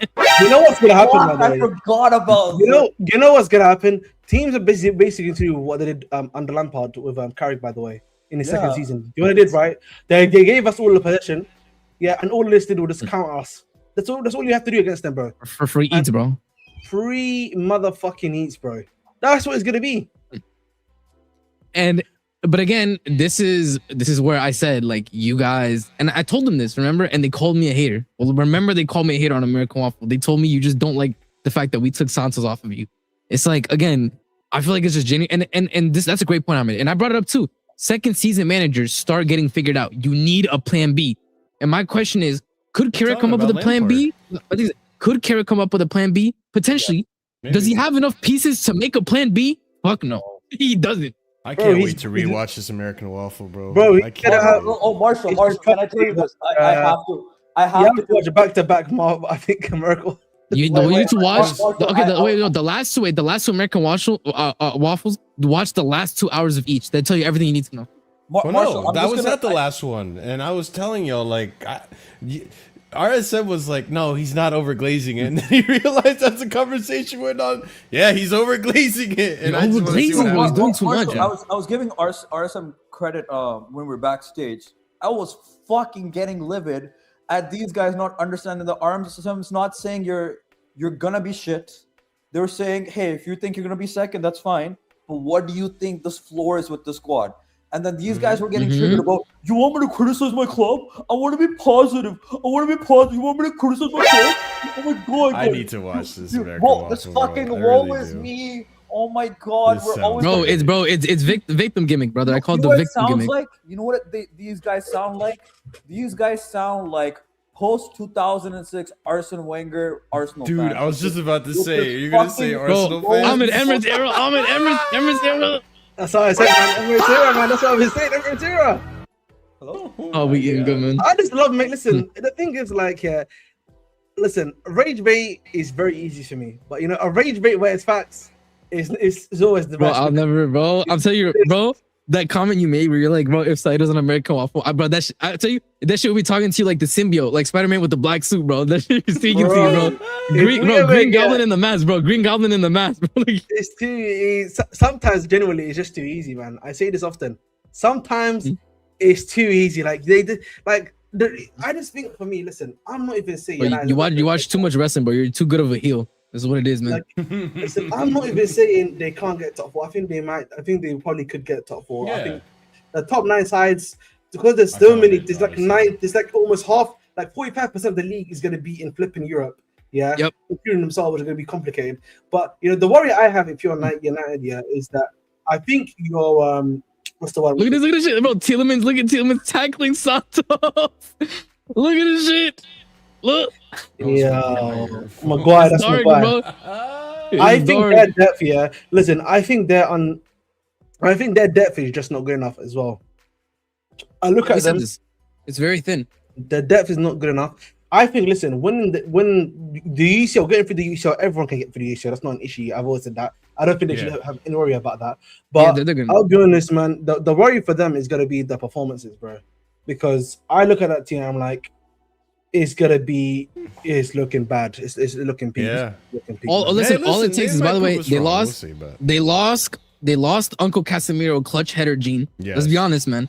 How many times last season, even when they were saying, yo, we're cooking under Carrick, we won 13 of 17. How many of those games, those 13 of 17, were won Santos ain't doing last second Casemiro goals? Santos ain't doing that. And this is not me saying, and this is, again, it triggers Safi when I say that. He's like, I don't care. Casemiro was this. Again, that's fair. But when the player is scoring clutch goals for you, what happens when you lose that? It's a fair question to ask. Yeah. And it's also not pretend like he was probably an experienced player, a leader in the group. And not only that, he had good performances last season. Let's not pretend like he didn't have a good performance. He was always bad. Towards the end, yeah, it was dumb. It was like falling off a cliff. But regardless, like there are moments where even Staffy was saying like, "Damn, Casemiro turned it around." Like, bro, he hated Casemiro, and he had no choice but to eat humble pie on him for a while until the tail end of last season. I mean, that's where this shit comes from. Every fucking time. It's all from Casemiro. He despised Casemiro. So, like, yeah, you ain't replacing the experience that Casemiro brings with Santos. And that's to say he's not a good player. He's a good player, but, like, he's got weaknesses. Let's not pretend. And Tielemans, bro, once I saw the comparisons between Tielemans and Bruno Guimaraes, I was like, okay, Staffy, I got to call you out on this. What are we doing now? What are we actually doing now? We know Tielemans is a great player, but he ain't at that level. So, we'll see, man. It's going to be a funny season, but I'm gonna wrap it up, ladies and gents. We're gonna raid out. We're gonna do all that stuff. We hit that 3-hour mark. We had a plenty to discuss today. Like I said on the top hour of the show. So big up to every single one of you for coming on in, enjoying the conversation, engaging as well. Some of you for just being permanent trolls, making 18 accounts just to glaze Enzo, whatever, weirdo.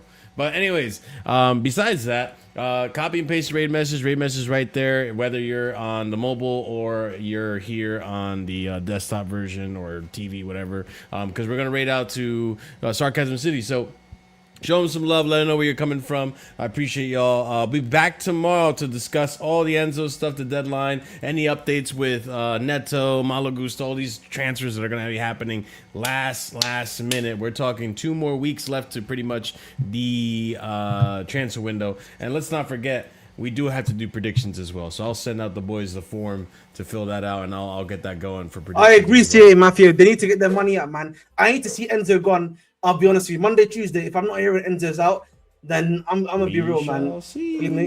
They can fuck off with all due respect. Time will tell. Bro. Listen, I want Maresca to fail so much here because he chose Enzo Fernandez. Yeah, I know you. I know. I want you guys to know it because he's a fucking waste, man. You know what I mean? He's the one. He is, bro. I don't listen. He's the only Italian I disrespect, bro. All other Italians, even Conte. He's a rat, bro. He's a rat, bro. Bro, I'm not going to he's a rat. I can't. Conte thing, Conte's giving us a Premier League. Conte's giving us. What's he giving us? If we say Club World Cup, Marshall, well, I'm frying you after this, bro. All right. Well, big up to every single one of you. Smash up the like if you haven't done so already. Subscribe to the channel if you're new here. Big up to every single one of you in the crowd as well.